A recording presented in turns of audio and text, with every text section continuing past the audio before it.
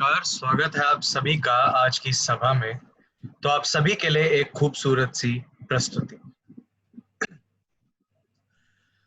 वैष्णव जन तो तेने कहिए जे पीर पराई जाने रे। वैष्णव जन तो तेने कहिए जे पीर पराई जाने रे। पर दुखे उपकार करे कोई, पर दुखे उपकार करे कोई, मन अभिमान नाए रे। वैष्णव जन तो तेने कहिए जे पीर पराई जाने रे।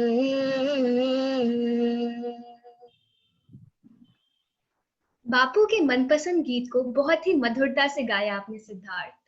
सही ही कहा गया है, सच्चा व्यक्ति वही है जो दूसरों की पीड़ा को समझे, दूसरों के दुख पर जब वह उपकार करे तो अपने मन को कोई अभिमान ना दे, जो सभी का सम्मान करे और किसी की निंदा ना करे, जो अपनी वाणी और मन को निश्चल रखे, उसकी माँ धरती माँ धन्य है।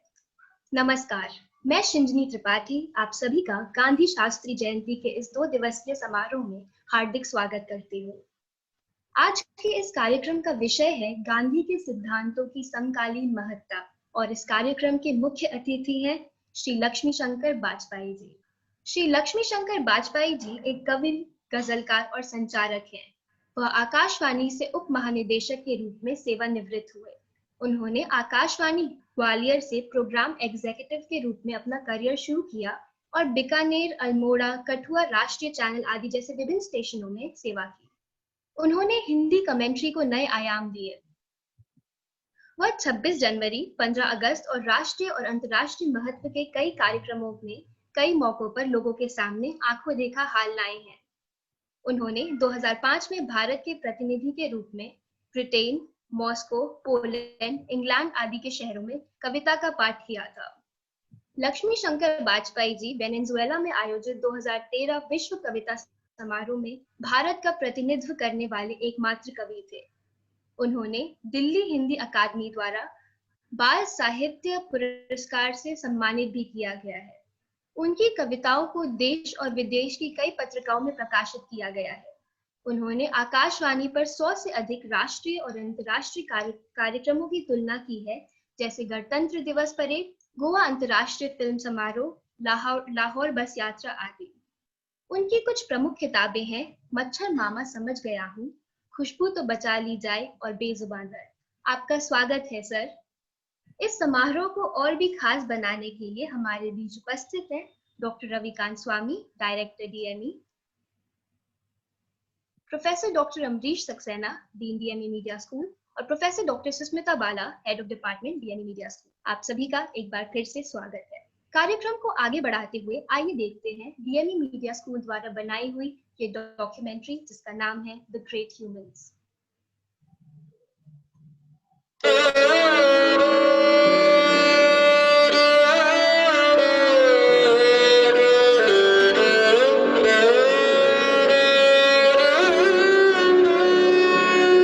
It has been more than 70 years since Mahatma Gandhi departed from our midst. But his life and soul continue to animate humanity, transcending national and international boundaries. His contribution to human development is far too great and varied to have been forgotten. The world today recognizes him as a far more compelling social innovator than humanity ever realized. The life of Mohandas Karamchand Gandhi is a story of heroic effort to establish the values of truth and non-violence in human life. In pursuing his objective, Gandhiji became a Mahatma from a mere Maurya. He became a messenger for the people of the world surrounded by fire of violence in the 20th century. He saved India and Britain from mutual hate and revenge by resorting to the experiment of truth and non-violence in India's struggle for freedom.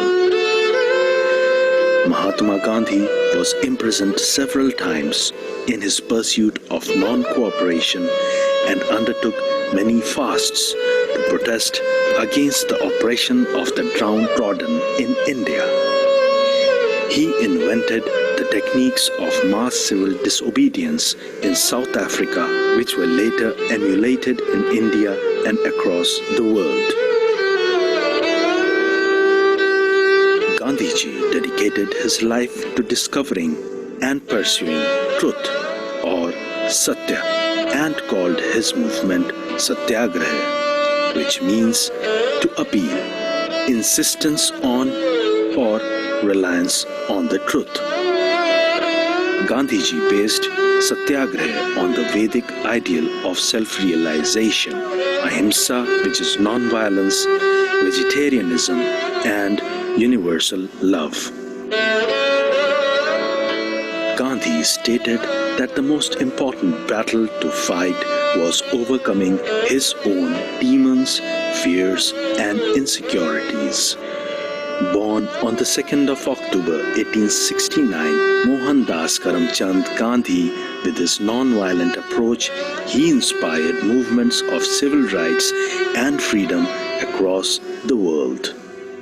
Gandhi led national-wide campaigns for easing poverty, expanding women's rights, building religious and ethnic amity, ending untouchability, and above all, for achieving Swaraj. Indians gained freedom under the leadership of Gandhiji. His dream of clean India was prime. Mahatma Gandhi said, "Sanitation is more important than independence." He made cleanliness and sanitation an integral part of the Gandhian way of living. Today, we commemorate in India as Gandhi Jayanti and worldwide as the International Day of Non-Violence. Gandhiji, commonly known as Bapu, will always be in our heart.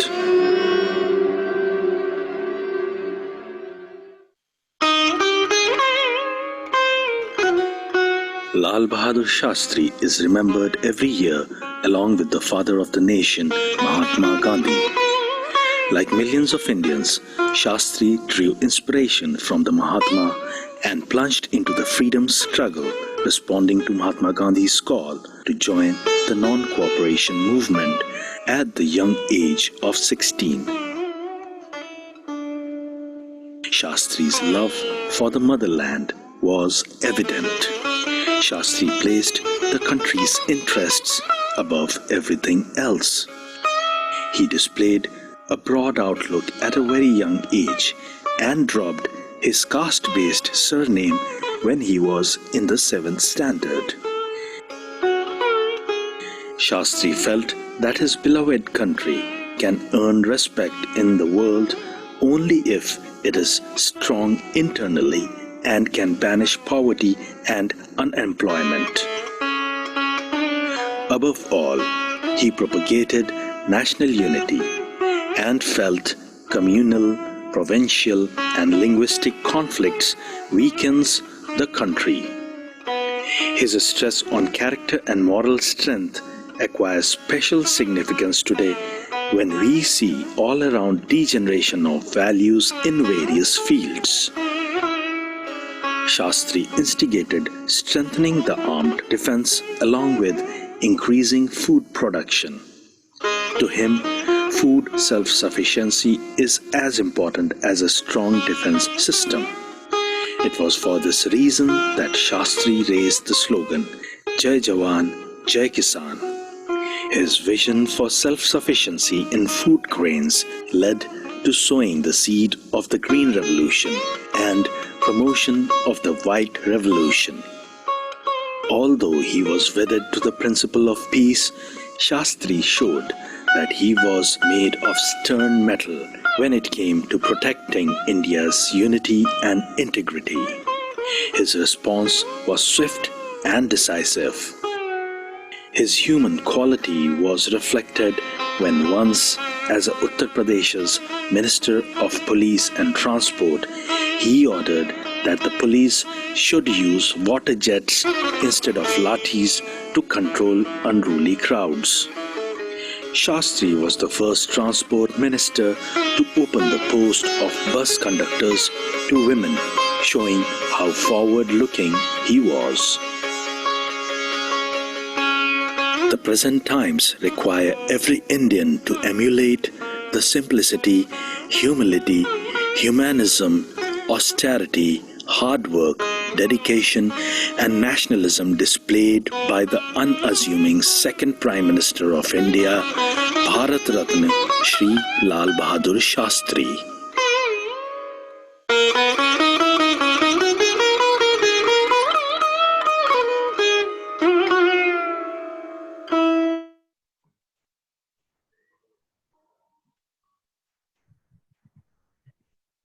वाह, दो महापुरुषों की कहानी को बहुत ही खूबसूरती से दर्शाया गया। अब मैं doctor Ravikant Swami, director DME को कुछ दर्शकों के साथ कुछ शब्द साझा करने के लिए आमंत्रित करना चाहूंगी।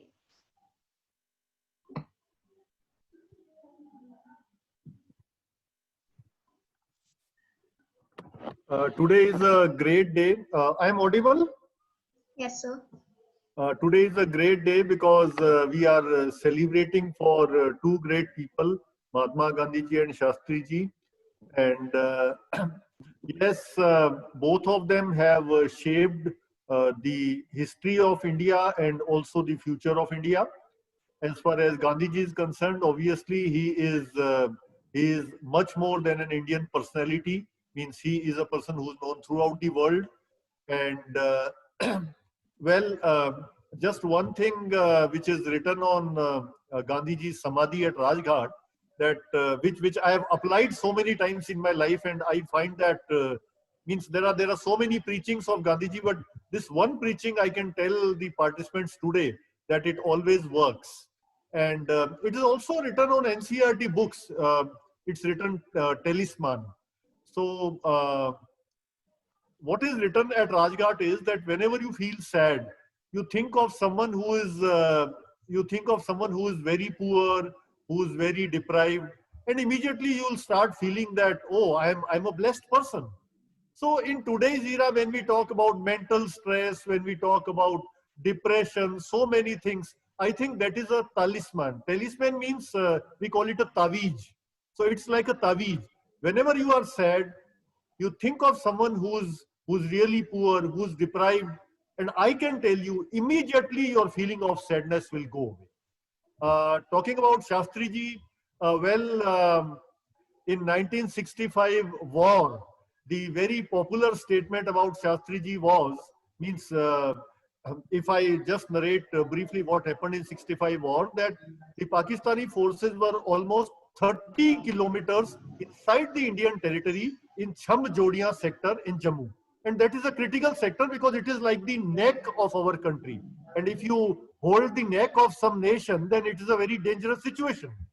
And General Chaudhary, who was the army chief, he approached Shastri ji, said that, he told Shastri that, sir, it's a very difficult situation and we should do something.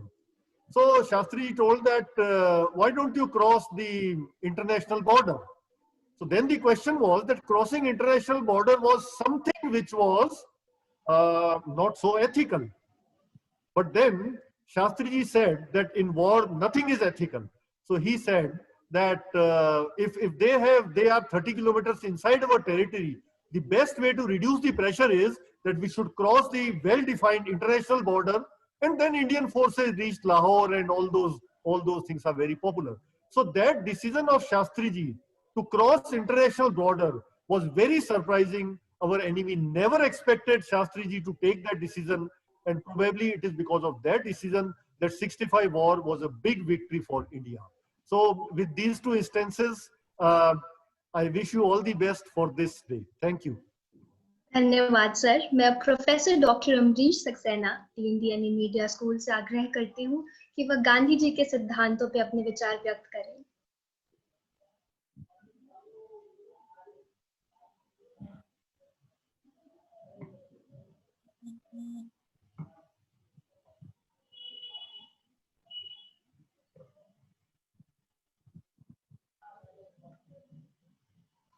Sir, you're not audible. You're on mute.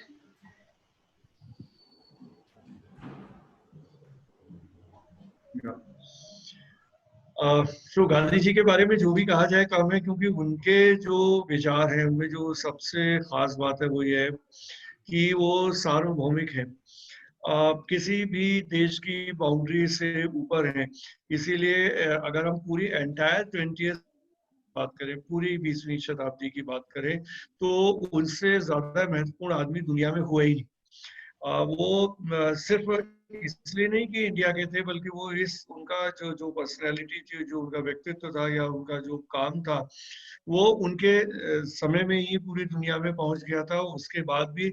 और I think कोई भी ऐसा Indian नहीं होगा जिसकी इतनी ज्यादा जिसकी पहुंच होगी, जो ऑलमोस्ट दुनिया के सभी देशों में है, किसी न किसी रूप में। उनके विचार, उनका व्यक्तित्व, तो कहीं मेरे ख्याल में कम से कम 30-40-50 देश ऐसे होंगे जहां उनकी स्टैचूज हैं। दुनिया के तमाम देशों में यूनिवर्सिटी में गांधी जी को पढ़ाया जाता है, और he is a respected person all across the world for one simple reason, because whatever he said, it's not that he said something new, but he said such things which were very, very contemporary, which were very relevant of the time, and which were against the established norms. Established norm is normally जब भी हम बात करते हैं देशों की, उनकी politics की, उनकी डिप्लोमेसी की, वॉर की, कॉन्फ्लिक्ट्स की, लेकिन वो सबके ऊपर थे। और उस सब के ऊपर थे, जैसे उन्होंने नॉन वायलेंस की बात की। आज भी, आज का विश्व में भी हम देखें कि जो हालत पूरी दुनिया में है, उसमें नॉन वायलेंस से ज्यादा इंपॉर्टेंट कोई भी विचार हो नहीं सकता। और इसीलिए यूएन ने उसको 2 अक्टूबर को non violence day, international non violence day के रूप में ऑब्जर्व करने का कॉल किया, और हर साल हम उसको विश्व अहिंसा दिवस के रूप में बनाते हैं। तो लेकिन दुर्भाग्य है कि उनके विचार सब कुछ के बावजूद कि बहुत सारे देश ऐसे हैं जो कागजी तौर पर भले ही माने, इम्प्लीमेंट नहीं करते, नहीं तो दुनिया में इतनी नॉन वायलेंस होती नहीं। हमारे देश में भी जिस तरह की परिस्थितियां हैं बहुत समय से, तो हम गांधी जी की बात तो करते हैं, लेकिन शायद गांधी जी के विचारों को कहीं हमने पीछे छोड़ दिया, क्योंकि उनको हम अपना लें तो हमारी बाउंड्रीज पे, हमारे बॉर्डर्स पे भी शायद इतनी प्रॉब्लम ना हो जो अभी हो रही है, और देश के अंदर भी उस तरह की प्रॉब्लम्स शायद ना हो जो हो रही है। तो मैं तो यही समझता हूँ कि चूंकि इस पूरे 2 दिन के प्रोग्राम को स्पार्क ने ऑर्गेनाइज किया है, तो सबसे बड़ा हमारी उपलब्धि यही हो सकती है अगर हम इस तरह का 2 दिन का कार्यक्रम आयोजित कर रहे हैं कि जो स्टूडेंट्स हैं वो और ज्यादा पढ़ें और समझें गांधी जी के विचारों को, शास्त्री जी के विचारों को, क्योंकि किसी भी देश का जो भविष्य है वो युवाओं के हाथ में होता है। हम कहते तो हैं, लेकिन उसको इम्प्लीमेंट करने में हमें शायद थोड़ी सी समस्या आती है। और युवा वो जो देश की जमीन से, देश की जड़ों से जुड़े हुए हो, क्योंकि किसी भी देश का जो फ्यूचर है वो उसके पास से होकर गुजरता है। हमारी जो भी हेरिटेज है, जो भी लीगेसी है, जो भी लीडर्स हैं जिन्होंने ऐसा कंट्रीब्यूशन किया जिसकी वजह से आज हम एक डेमोक्रेटिक कंट्री में सांस ले पा रहे हैं, वो उसको हमको छोड़ना नहीं है, उसको पकड़ के ही हम आगे बढ़ सकते हैं। और शास्त्री जी की जहाँ तक बात है, वो सारी मेरी पढ़ी हुई नहीं है, मेरी देखी हुई चीजें हैं।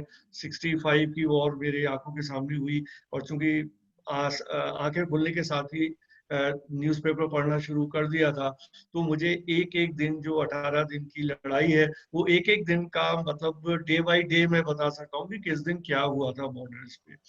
और मुझे आज भी वो फ्रेम याद है कि जिस दिन लाहौर स्टेशन का फोटो छपा था न्यूज़पेपर में, और वहां लोग भाग रहे थे, भागदौड़ मच गई थी, क्योंकि इंडियन आर्मी वहां पहुंच गई थी लाहौर के बॉर्डर पे।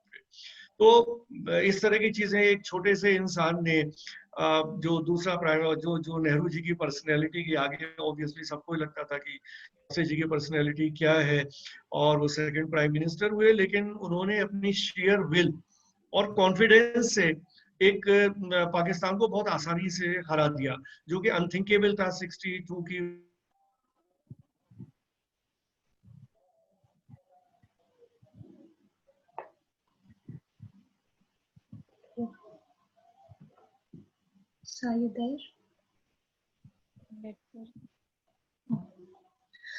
चलिए आगे बढ़ते हैं। अब मैं प्रोफेसर डॉक्टर सुष्मिता बाला से विनती करती हूँ कि वह दर्शकों से चंद शब्द साझा करें।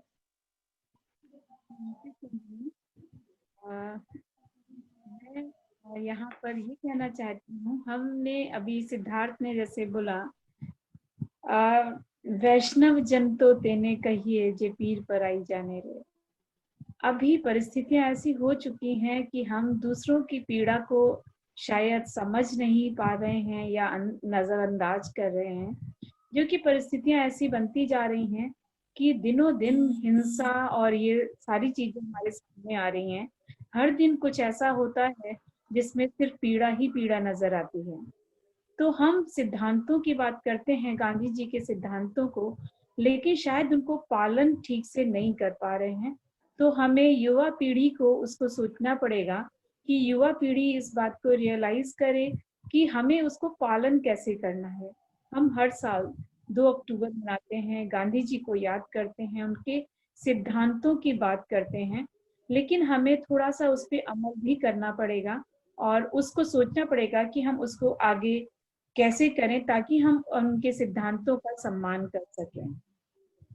मानवता के नाते हम सब उनकी विचारधारा को से सहमत होने के बाद भी हम उस चीजों को मान नहीं पाते हैं, कर नहीं पाते हैं, और पालन करते समय उन्हें भूल जाते हैं।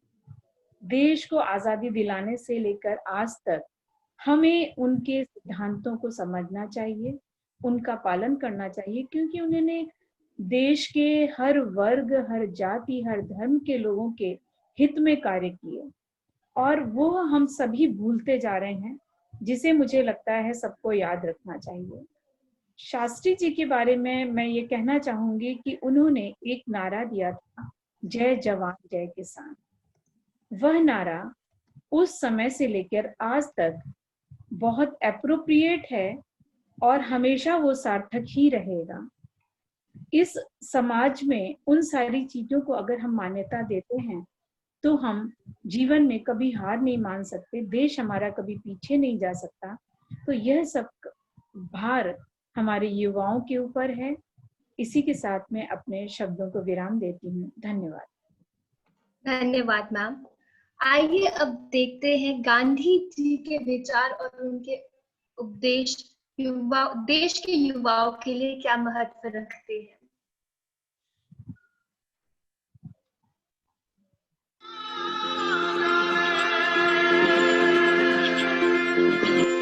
My name is Kshitij and I don't support violence. This is the Gandhi way. My name is Yash Makhija and I believe forgiveness is nobility. That's the Gandhi way. I am Ayushi Verma and I always try to stay calm in hard situations. This is Gandhi in me. Hi, I am Mayank Vash. I believe that at the core of every religion there is a truth. And I always try to walk on the right path. This is the Gandhi in me. I am Mani Mishra. I always stand for truth. This is Gandhi in me. Hi, I am Priya Tomar. I keep my surroundings clean. This is Gandhi in me. This is Anisha Raz and I always try to stand for right without any discrimination. This is Gandhi in me.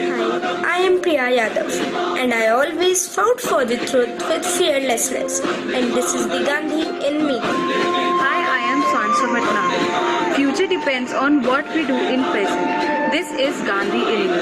I am Akriti Singh.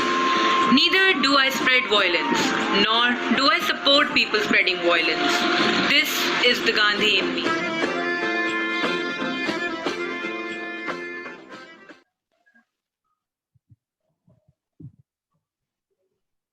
इस कार्यक्रम को और रोचक बनाने के लिए मैं इशिता तड़ियाल को हमारे दर्शकों के साथ एक रोमांचक एक्टिविटी करने के लिए बुलाना चाहूंगी। Over to you, Ishita. तो चलिए मैं इशिता आप सबके साथ एक एक्टिविटी करने वाली हूँ जिसका नाम है मेंटीमीटर। अभी मैं चैट बॉक्स में आप सबके साथ एक लिंक शेयर करूंगी। एक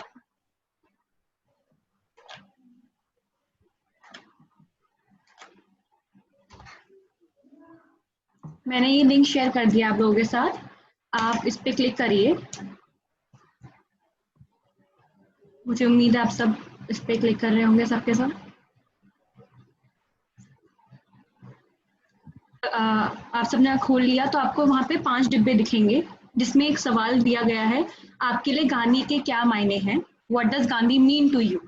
तो जो आपको लगता है गांधी, आपके हिसाब से गांधी के लिए क्या क्या विचार है, आप कैसे अपने लाइफ में गांधी को देखते हैं, आप उन डिब्बों में एक एक वर्ड लिखिए उन 5 डिब्बों में, और उसके बाद आप सबमिट कीजिए। उसके बाद मैं आपको एक वर्ड क्लाउड दिखाऊंगी जिसमें हम सबका एक आइडिया पता चलेगा हम उसके बारे में क्या, गांधी जी के बारे में क्या सोचते हैं। तो आप करना शुरू करिए, अपने विचार जितने जो भी हैं आप लिख सकते हैं उस पर।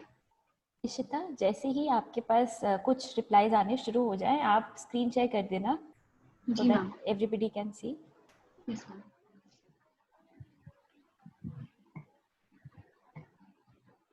आप उम्मीद है आप सब कर रहे होंगे।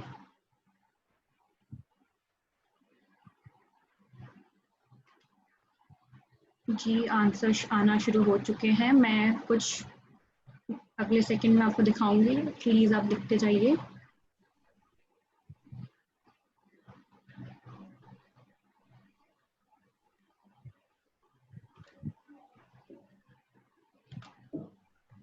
मैं आप लोग स्क्रीन शेयर कर रही हूँ, आपको अपने आंसर दिखेंगे तो हम सबको पता चलेगा कि कौन क्या सोचता है गांधी जी के बारे में। आप देख सकते हैं 12 लोग, कोई बोलता है नॉन वायलेंस, कोई सोचता है उनके बारे में peace, love, truth, face of the nation, patience, devotion, freedom. जितने भी लोग हैं प्लीज इसमें पार्टिसिपेट कीजिए।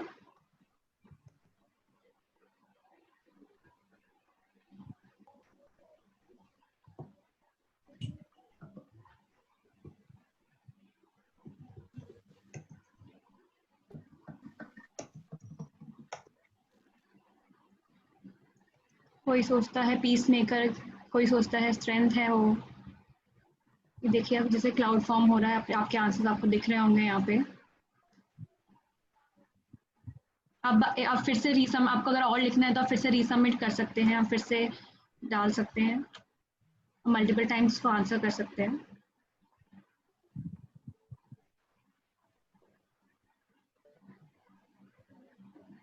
क्या सबको दिख रहा है?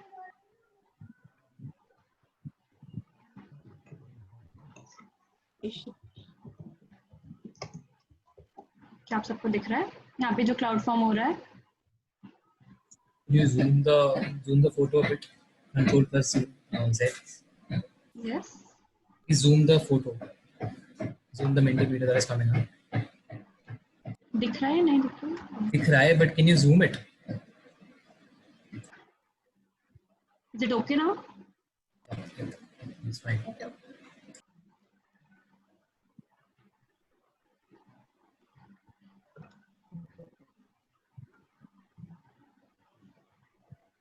इतने सारे लोग हैं, प्लीज सब पार्टिसिपेट कीजिए, सब अपने आंसर्स दीजिए। आप बता सकते हैं आप क्या सोचते हैं, आप उनकी पुरानी फिलॉसफी अपने जिंदगी में आप आज के जमाने में आप कैसे अप्लाई करते हैं, आप इसको एक वर्ड में अप्लाई लिख सकते हैं। इशिता, कंट्रोल L करके थोड़ा सा और जूम करिए, और इनमें मुझे वर्ड्स दिख रहे हैं पैसिफिस्ट, रेवोल्यूशन, काम and composed, nation father, intelligent, truth, honesty, change. तो हमारे देश की युवा ये सोचती है कि गांधी के क्या मायने हैं। No discrimination, humanity, revolution, leader, वीरता, हिंदी में भी है, योद्धा, great soul, ahimsa, rights, fraternity, face of the nation, good, cleanliness, lawyer, Mr. Perfect, non-violent, brotherhood, perseverance, self-discipline in life. अगर ये गांधी के हमारे लिए मायने हैं तो हमें भी ये फॉलो करना चाहिए ना? जी बिल्कुल।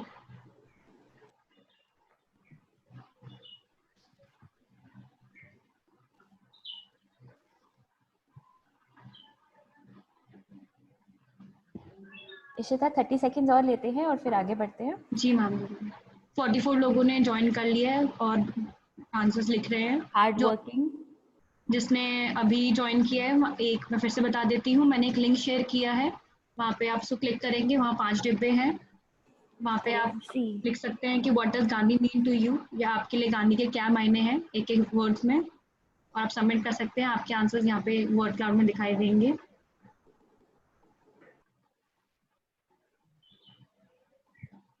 जैसे जैसे लोग आ रहे हैं तो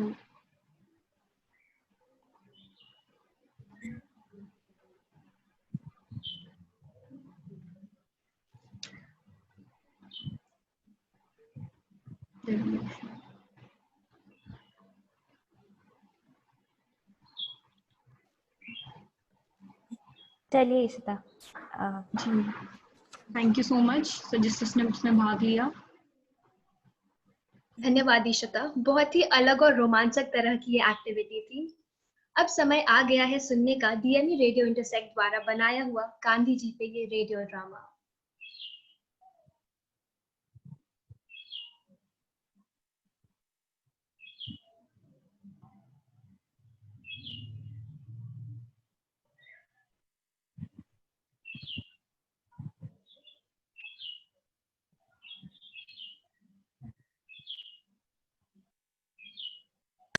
Are you there?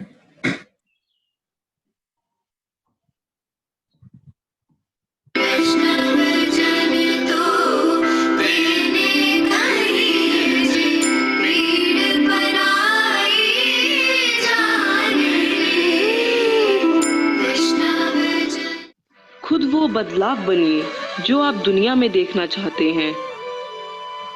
Mahatma Gandhi, जिन्हें हम प्यार से बापू कहते हैं, उनका जन्म 2 अक्टूबर 1869 को गुजरात के शहर पोरबंदर में हुआ था।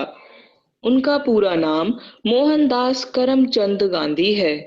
भारतीय स्वतंत्रता संग्राम के सबसे प्रमुख नेताओं में से एक हैं हमारे बापू।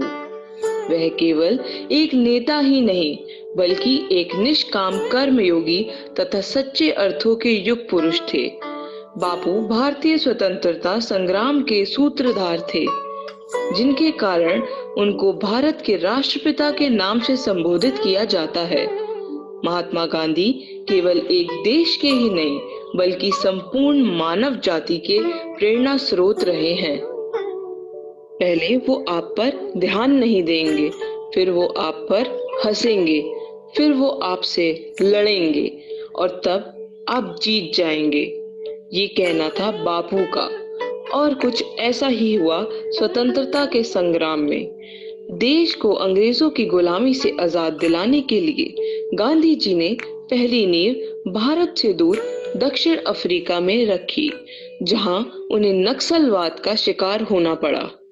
You bloody Indian, चले जाओ यहाँ से।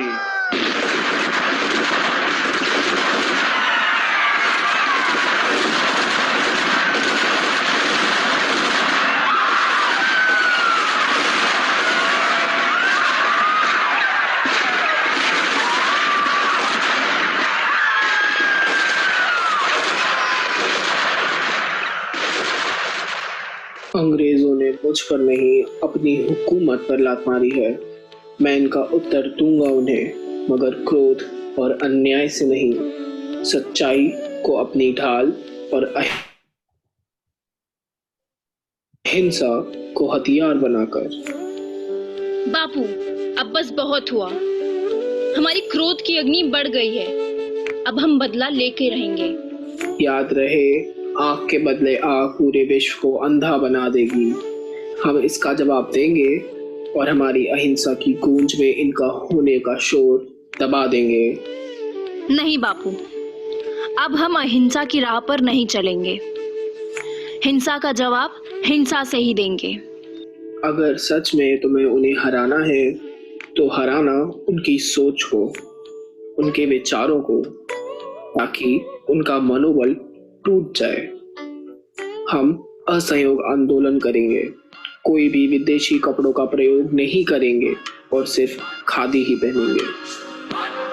ये जो देश है तेरा, स्वदेश है तेरा, तुझे है। बापू, ये अंग्रेज ना जिस थाली में खाते हैं उसी में छेद करते हैं। क्या हुआ? इन लोगों ने हमारा नमक खाया और आज हम पे ही नमक का कानून लगा रहे हैं। उन्होंने नमक पर कानून लगाकर प्रकृति के नियमों का उल्लंघन किया है।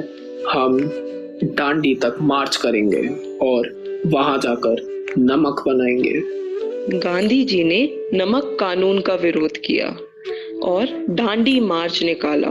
वह 400 किलोमीटर पैदल चले तो गांधी जी थे, पर पसीने अंग्रेजों के छूट गए। कंधों से मिलते हैं कंधे, कदमों से कदम मिलते हैं, हम चलते हैं जब ऐसे तो दिल दुश्मन के हिलते हैं। हम एक हैं और एक ही रहेंगे। हमारे देश का नमक हमारे रग रग में बहता है और जो भी हमें उससे अलग करने की कोशिश करेगा, हम अपनी निडरता से उसका नामो निशान मिटा देंगे। हम करोड़ों जरूर हैं, पर हमारी आवाज एक ही है। गांधी आंदोलन से अंग्रेजों को उनकी सत्ता हिलती नजर आई और उन्होंने बापू को 6 सालों के लिए सलाखों के पीछे भेज दिया। मिस्टर गांधी, तुम हमारा साथ दो, हम तुम्हें इस जेल से आजाद कर देगा और साथ में माला माल भी कर देगा, वरना तुम्हें मार देगा हम।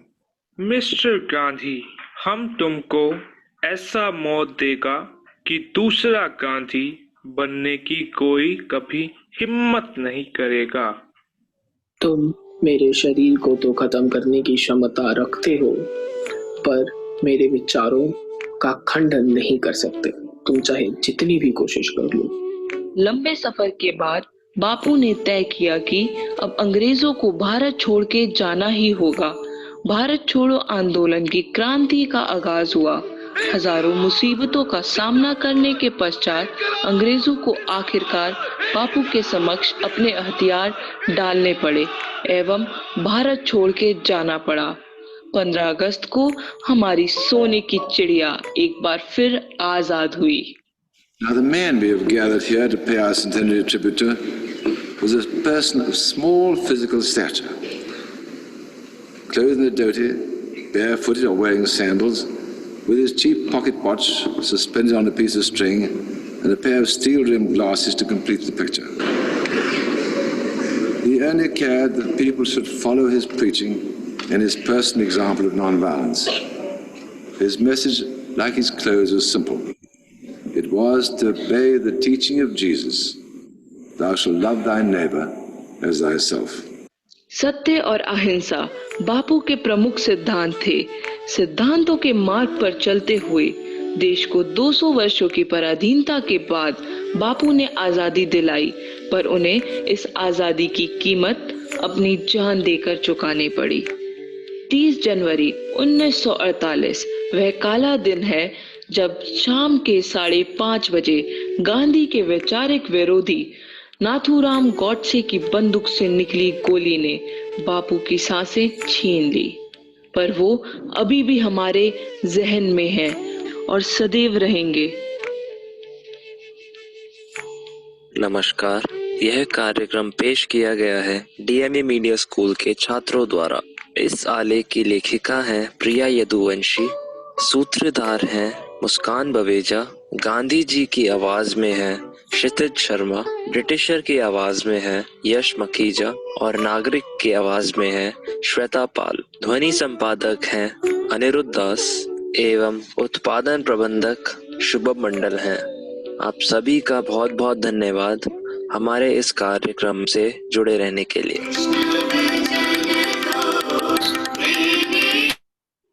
आशा करती हूँ आप सभी को यह रेडियो ड्रामा पसंद आया होगा। अब हम देखेंगे हमारे मुख्य अतिथि पे बनी गई ये एवी।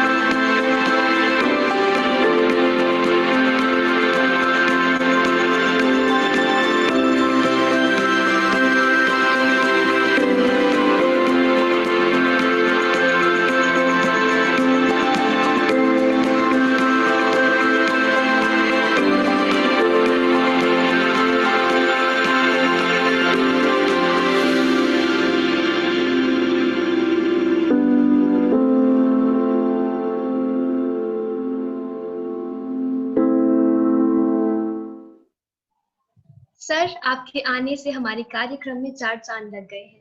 अब मैं आपसे आग्रह करती हूँ कि आप गांधी जी के बारे में अपने विचार दर्शकों के साथ साझा करें। जी नमस्कार, और मैं बहुत आभारी हूँ डीएमई का, आप सबका, अम्बरीश सक्सेना जी का, और यहाँ हमारे रविकांत जी का, सुष्मिता जी का, सभी का अभिनंदन करता हूँ। मैं 2:30 बजे रेडियो का आदमी हूँ। अम्बरीश जी ने कहा था 2:30 बजे से जुड़िएगा, तो 2:30 बजे से जुड़ा हूँ। तो बहुत अच्छा लगा आप सबने जो कार्यक्रम प्रस्तुत किए, जो विचार व्यक्त किए, उससे भी एक मुझे भरोसा मिलता है आप सब पर, युवा पीढ़ी पर।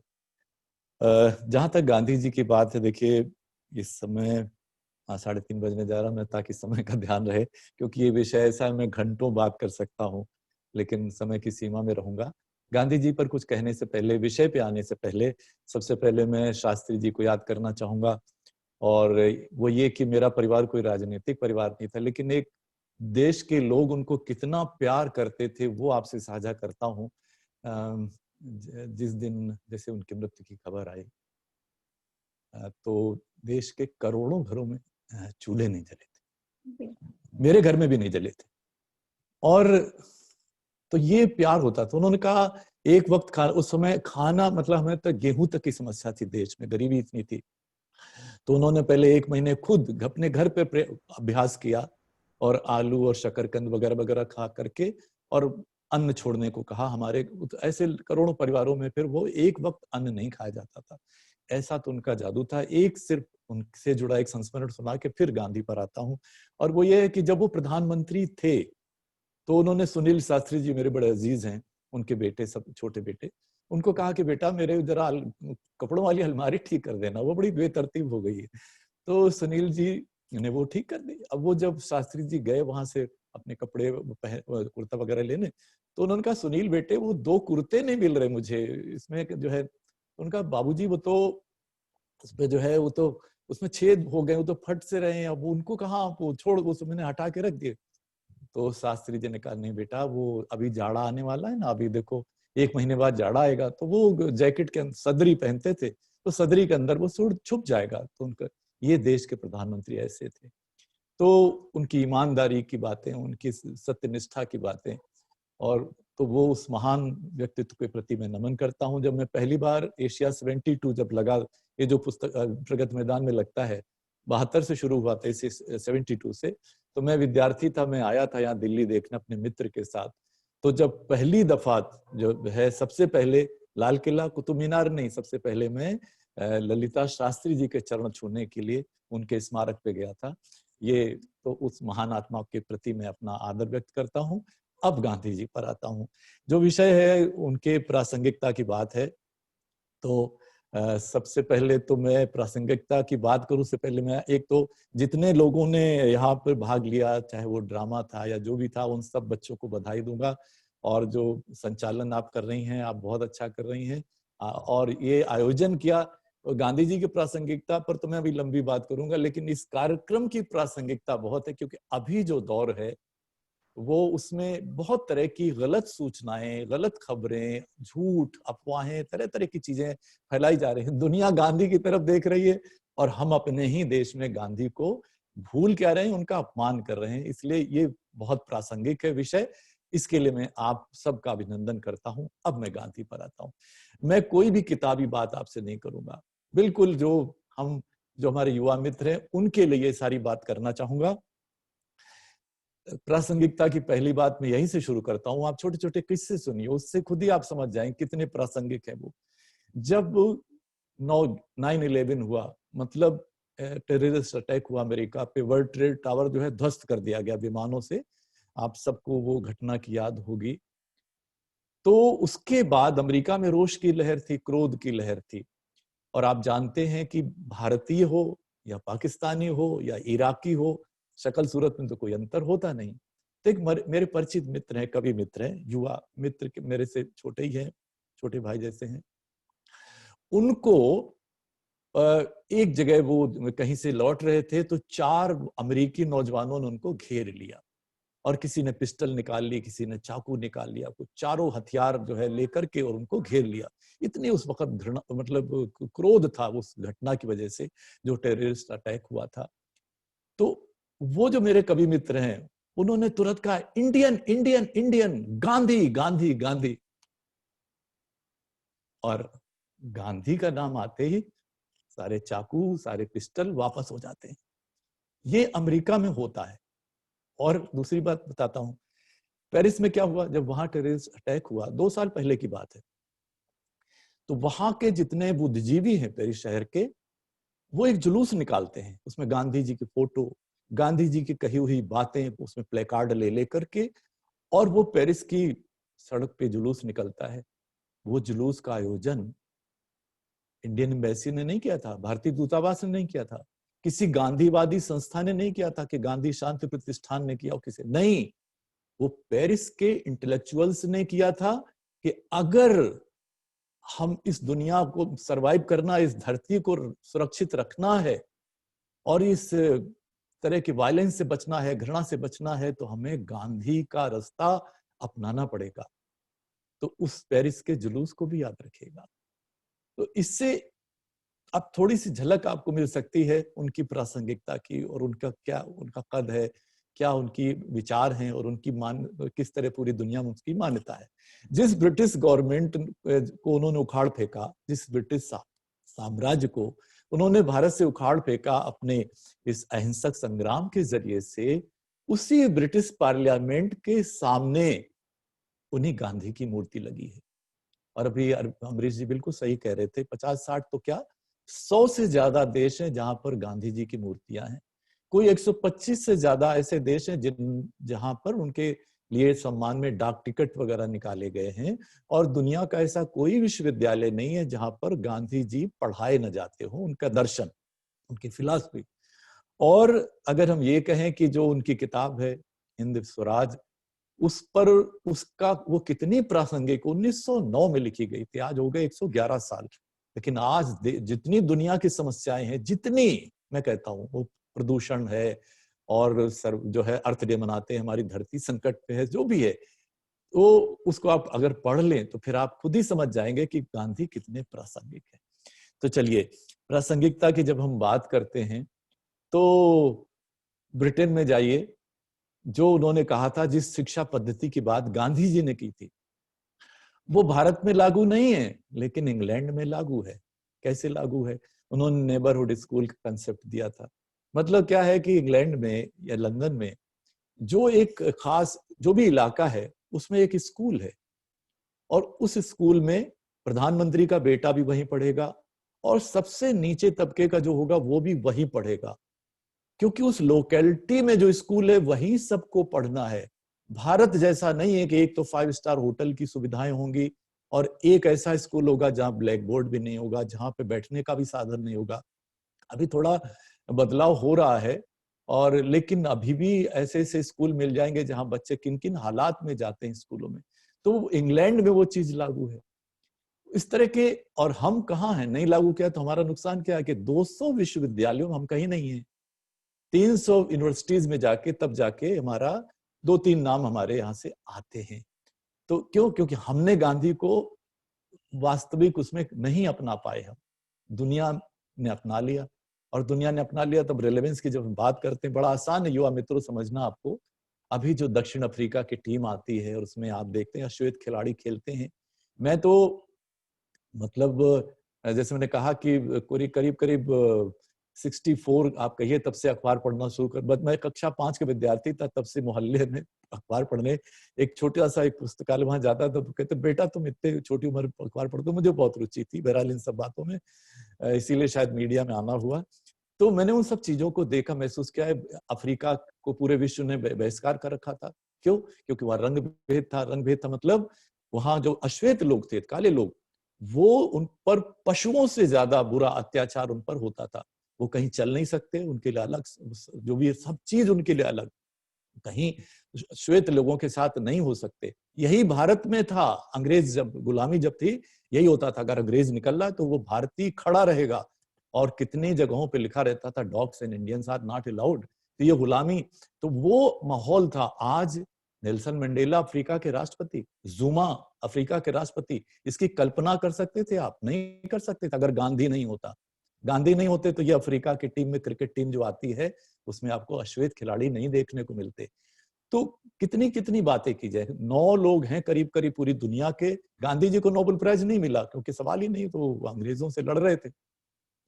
लेकिन जो उनके रास्तों पे चले, ऐसे 9 लोग हैं जिनको नोबेल प्राइज मिल चुका है। उनके जैसे चाहे वो नेल्सन मंडेला को ही ले लें, और भी हैं हमारे वियतनाम की आंग सान सू ची, वो बहुत सारे वो जो उस तरह के लेखक, उस तरह के कवि, उनके धाराओं पे चलने वाले। तो ये गांधी जी की प्रासंगिकता ये है। और कहां तक बात करें, अब मैं एक सीधी सी बात, अगर बहुत एक सूत्र में एक बात कह दूं कि आप सोचिए गांधी, आप कितना महात्मा गांधी को कितना जानते हैं? अगर आप व्हाट्सएप के जरिए जानते फिर तो कुछ भी नहीं जानते, क्योंकि महात्मा गांधी को जानना बहुत जरूरी है।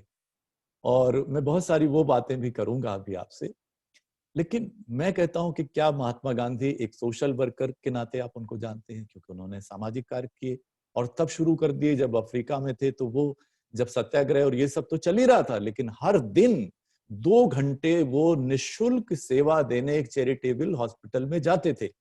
वो उनकी जिंदगी का हिस्सा था हमेशा, सामाजिक कार्य करना, समाज सेवा करना। उनको क्या आप सोशल रिफॉर्मर मानते, समाज सुधारक? क्योंकि उनके कार्यक्रम में यही नहीं था कि गोरे अंग्रेज चले जाएं और काले अंग्रेज भारत में आ जाएं, क्योंकि व्यवस्था तो वैसे ही चल रही है, आप देख रहे हैं ना। तो उनका ये था व्यवस्था बदले, मतलब जितने भारत के लोग हैं उन सबको न्याय मिले, कहीं अन्याय नहीं हो, कोई अत्याचार नहीं हो, कोई शोषण नहीं हो, कोई दमन नहीं हो, कोई ऊंच नीच नहीं हो, सब नागरिक बराबर हो, सबका सम्मान हो। वही तो उनका एक सपना था। तो उस सपने को लेकर के तो मैंने कहा, और उसमें अछूतोद्धार उनका कार्यक्रम था, हिंदी का प्रचार उनका कार्यक्रम था, उस पर भी मैं अभी बात करूंगा। तरह तरह के उनके कार्यक्रम थे। तो वो एक सामाजिक कार्यकर्ता हैं, या सोशल रिफॉर्मर हैं, या वो एक बहुत अच्छे बड़े पत्रकार थे, अखबार निकालते रहे जीवन भर, या वो बहुत बड़े लेखक थे।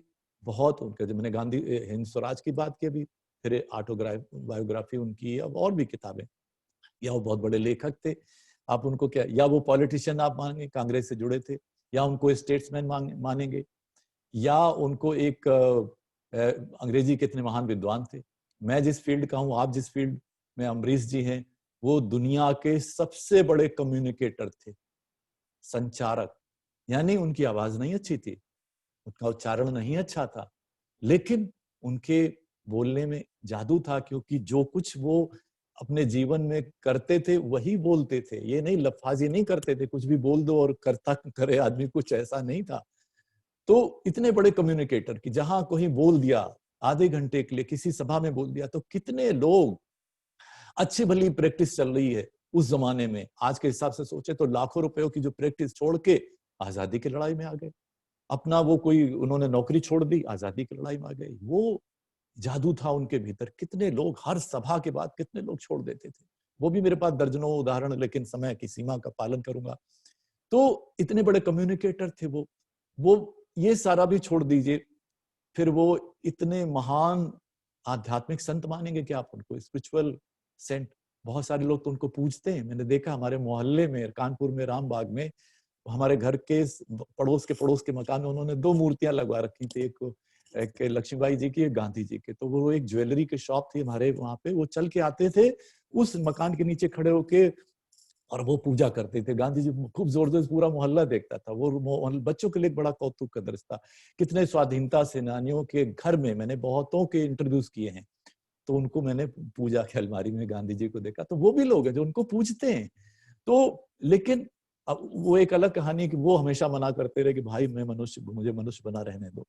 तो बहरहाल, तो वो क्या है, सोशल रिफॉर्मर हैं, सोशल वर्कर हैं, राइटर हैं, जर्नलिस्ट हैं, कम्युनिकेटर हैं, पॉलिटिशियन हैं, स्टेट्समैन हैं, स्पिरिचुअल सेंट हैं। मैं कहता हूं ये सारी चीजों को अलग छोड़िए, स्वाधीनता सेनानी है, सब कुछ है, लेकिन वो हमेशा हमेशा एक मनुष्य है, एक सामान्य मनुष्य है। ये बहुत बड़ी बात मैं आपसे साझा कर रहा हूं। मुझे भी अवसर मिला है, इस मीडिया की देन है कि मैं 7 राष्ट्रपतियों से, 9 प्रधानमंत्रियों से, दुनिया के बिल गेट्स समेत कितने बड़े बड़े उनसे मिला हूँ पर्सनालिटीज से, लेकिन मैं उन्हीं को सबसे ज्यादा याद करता हूँ जो बहुत अच्छे इंसान थे। तो इंसान बने रहना बहुत मुश्किल, वरना हमारे पास जरा सी दौलत आ जाए, जरा सा रुतबा आ जाए, जरा सा ताकत आ जाए तो मनुष्य नहीं बने रहते। अब महात्मा गांधी वायसराय से मीटिंग करने जा रहे हैं और एक बुढ़िया उनको अपना दुख दर्द सुनाने लगती है और सुनते रहते। वो नहीं कहते ओ आई हैव नो टाइम, मेरे पास वक्त नहीं, अभी मैं मीटिंग में जा, नहीं। वो हमेशा मनुष्य बने रहते हैं।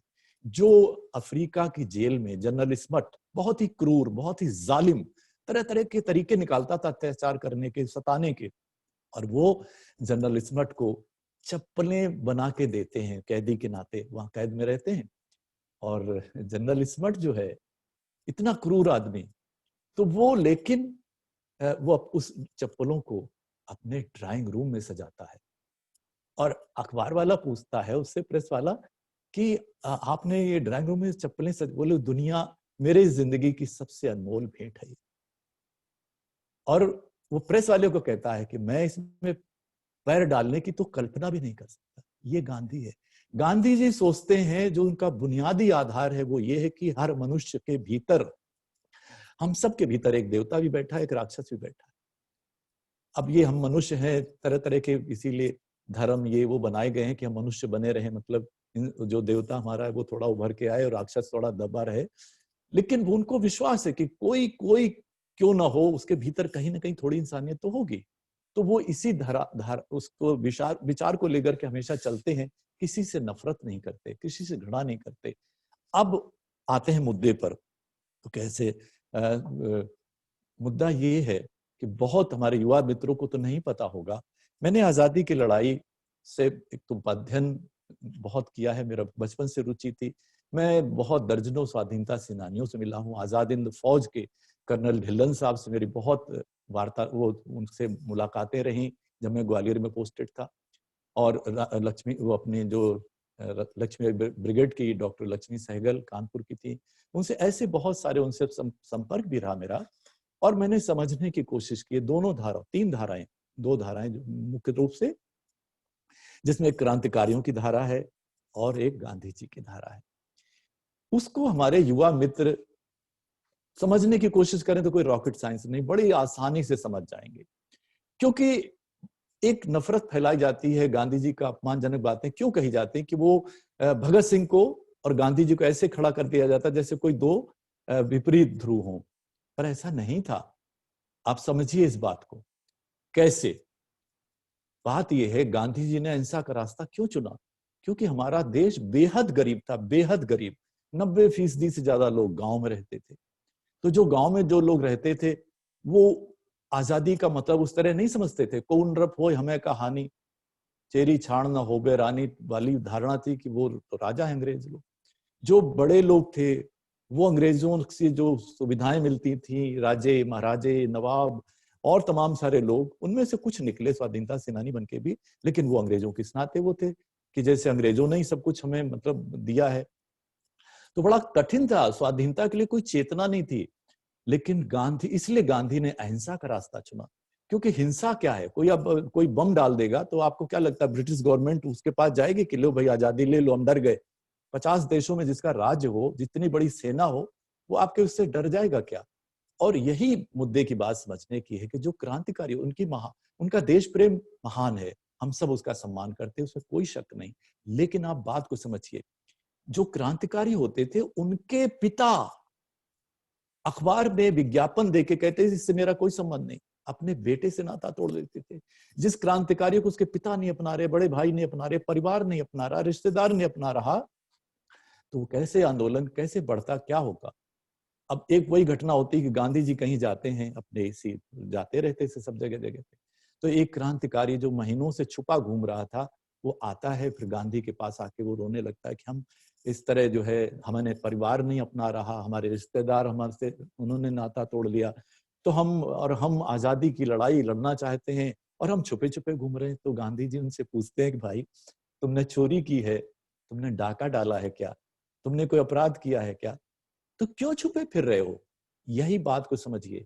गांधी कहते हैं कि हम आजादी की लड़ाई मांग रहे हैं, आजादी मांग रहे हैं, कोई अपराध नहीं कर रहे हैं, खुल के आजादी की मांग करेंगे। हमें जेल में डालोगे, डाल दो, हम कैदी बन के रहेंगे, छूट के आएंगे, फिर मांग करेंगे। जनशक्ति को वो आगे लाते हैं। जब हमारे पास जनशक्ति होगी, बड़ी बड़ी सत्ताएं हिल जाती हैं, धूल में मिल जाती हैं। वही उनका काम था। और ये कि जैसे मैंने कहा, जान लेना तो बहुत आसान है। आप तैश में आ गए, लोग अपनी पत्नी को मार देते हैं, लोग पिता रोज अखबार पढ़ते होंगे आप, किसी को अचानक से बेटे को लोगों ने मार दिया कुछ, तो जान लेना कितना बहुत आसान है, जान देना बहुत मुश्किल है। और बड़े बड़े जो है कंस जैसा भी गिड़गिड़ाने लगता है कि अब छोड़ दो, जान बख्श दो कृष्ण की, जब और बड़े बड़े क्रूर हो, कितने ही हो गिड़गिड़ा, लेकिन गांधी क्या कहते हैं कि हम आजादी मांगेंगे, हमारे ऊपर लाठी चलाना चला लो, हमारे ऊपर गोली चलाना चला लो, हम जान देने के लिए हाजिर हैं। अहिंसा कायरता नहीं थी, ये अहिंसा वीरों का रास्ता है। उन्होंने यही रास्ता चुना था कि हम एक जनशक्ति, और गांधी भारत के पहले व्यक्ति हैं जिन्होंने महिलाओं को उससे जोड़ा, आजादी की लड़ाई से। महिलाओं की तो अपने ही घर में ड्राइंग रूम तक नहीं आ सकती थी, पूछेगा अपने किसी बुजुर्गों से, नहीं आ सकती थी, ड्राइंग रूम उनकी पैठ नहीं थी, और उनको उन्होंने सड़क पे ला दिया। सड़क पे महिलाएं आ गई, और अंग्रेजों के, ताकि उससे पूरी दुनिया देखे उसमें कि कैसे अंग्रेज अपने बड़ा सभ्य मानते थे ना दुनिया की नजरों में। अब आता थी भगत सिंह की। आप सोचिए, भगत सिंह महान क्रांतिकारी थे, लेकिन कभी आपने विचार किया कि जब वो बम डालते हैं, बम भी कैसा, गांधीवादी बम, सिर्फ आवाज थी, किसी को खरोच भी नहीं आई, और जब वो बम गिराते हैं पूरा सब भाग जाते हैं, सब वही खड़े रहते हैं, भगत सिंह खड़े रहते हैं, बटुकेश्वर दत्त खड़े रहते हैं। क्यों खड़े रहते हैं? दुनिया के इतिहास में किस क्रांतिकारी ने पुलिस के आगे आत्मसमर्पण किया? उन्होंने किया। क्यों किया? वही तो गांधी का रास्ता था। तो ही हम जेल जाएंगे, हम पे मुकदमा चलेगा, पूरी दुनिया देखेगी आजादी की लड़ाई भारत की क्या है, जन समर्थन, दुनिया का समर्थन मिलेगा, और हम फांसी चढ़ेंगे। ये संकल्प था उनका। और जब वो सैंडर्स वध के लिए उनको फांसी होती है, बम गिराने के लिए नहीं, लेकिन उनके पिता जब चिट्ठी लिख देते हैं, पिता होता है भगत सिंह के लिए, तो वो पिता जिनका उतना सम्मान करते थे, वो उनके प्रति भी वो चिट्ठी लिखते हैं, बहुत कड़वी चिट्ठी लिखते हैं। तो आप सोचते हैं कि गांधी जी, अव्वल तो ये कि गांधी जी, जो व्यक्ति जीवन भर अहिंसा का प्रचार कर रहा है, वो क्या हिंसा? अब मैं कहूं कि मैं जीवन भर ईमानदारी की बात करूं, और फिर मेरा बेटा कहीं पकड़ा जाए रिश्वत लेते, तो मैं कहूं नहीं, ये मेरा बेटा तो छोड़ दो। ऐसा संभव नहीं था। वो तो एक उसूल की बात वहां पे आती है। और अगर वो कहते भी कि लोगों को गुस्सा इसी होता है, गांधी जी ने भगत सिंह को छुड़वा क्यों नहीं दिया? तो एक तो ये समझिए, और क्रांतिकारी आंदोलन और गांधी जी का अहिंसात्मक आंदोलन, इस बात को समझने का प्रयास करना आपके लिए बहुत जरूरी है। और ये अगर हम चीज समझ लें कि गांधी का जो रास्ता है वो अहिंसा कायरता वाली अहिंसा नहीं है, वो वीरों का रास्ता है कि हम जान देने के लिए तैयार हैं। मुझे लाठी मारो, कितनी लाठियां मारोगे? आखिरकार क्या हुआ?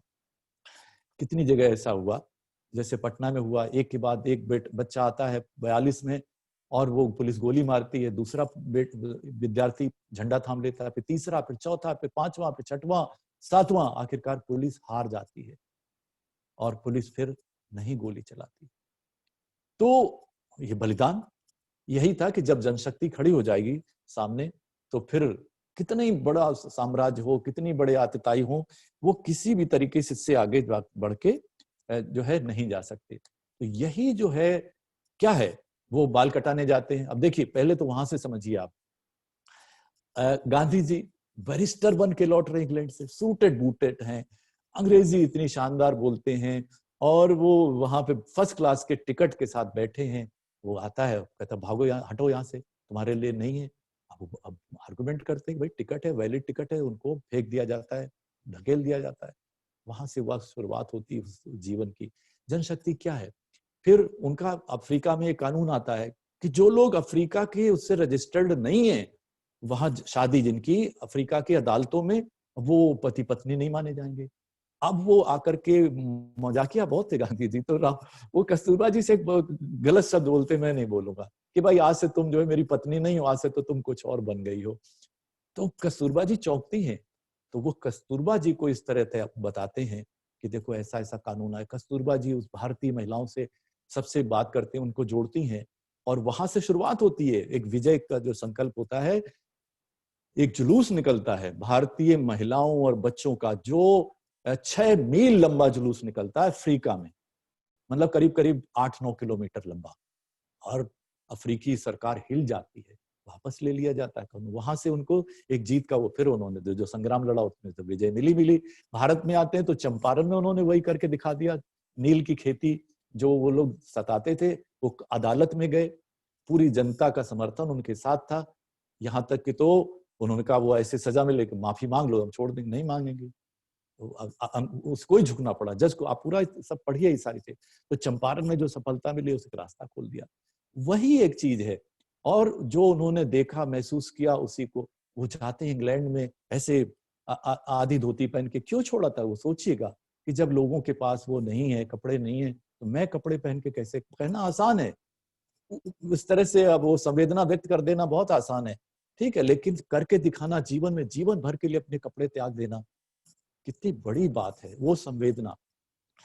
कस्तूरबा गांधी सेवाग्राम में क्या करती हैं कि उनका जन्मदिन है बापू का, तब पत्नी होती है, वो घी का दिया जला लेती हैं। बापू आते हैं, किसने जलाया ये, वो कहते हैं, तो वो बुरा मानते हैं, कहते हैं अरे जब हमारे गरीबों के पास जो है तेल भी नहीं है कि रोटी में चुपड़ के खा लें, और तुम ये घी का दिया जला, ये फिजूल खर्ची, ये ठीक, वो बंद बुझवा देते हैं।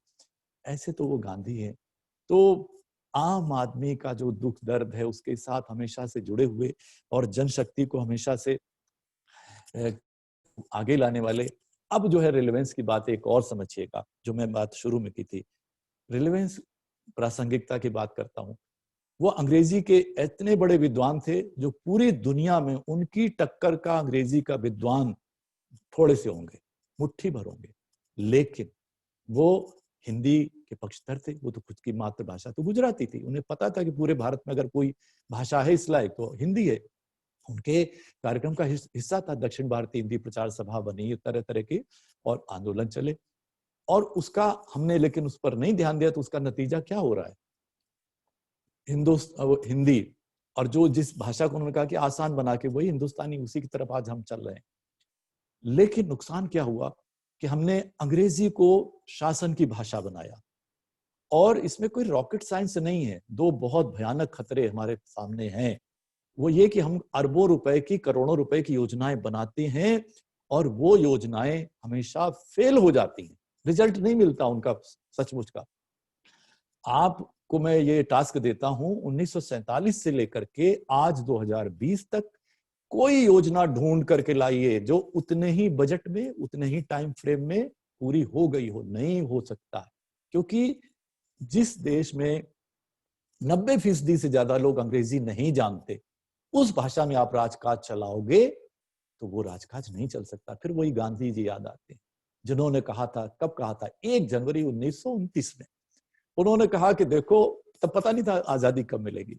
उन्होंने कहा जब भी आजादी मिले भारत को, तो मैं अंग्रेजों से हाथ जोड़ के विनती करूंगा कि वो देश छोड़कर न जाए। हमारा बहुत प्यारा देश है, ऐसा देश दुनिया में नहीं मिलेगा, वो सच, लेकिन अंग्रेजी को मैं एक दिन बर्दाश्त नहीं करूंगा, ऐसा उन्होंने कहा था। लेकिन आज भी क्या हो रहा है आप देख रहे हैं। ब्रिटिश गवर्नमेंट 1881 में ICS में हिंदी अनिवार्य कर देती है, मतलब पास होना जरूरी है, और अभी तक IAS में क्या चल रहा है वो आप सब जानते हैं। तो वहां भी फिर हमें गांधी याद आते हैं। आज कितनी बड़ी ये त्रासदी है इसकी वजह से कि हमारी योजनाएं अगर कामयाब नहीं हो पाती हैं, तो उसके अंग्रेजी रहे, एजुकेशन में रहे, हायर एजुकेशन रहे, हमारी मजबूरी है।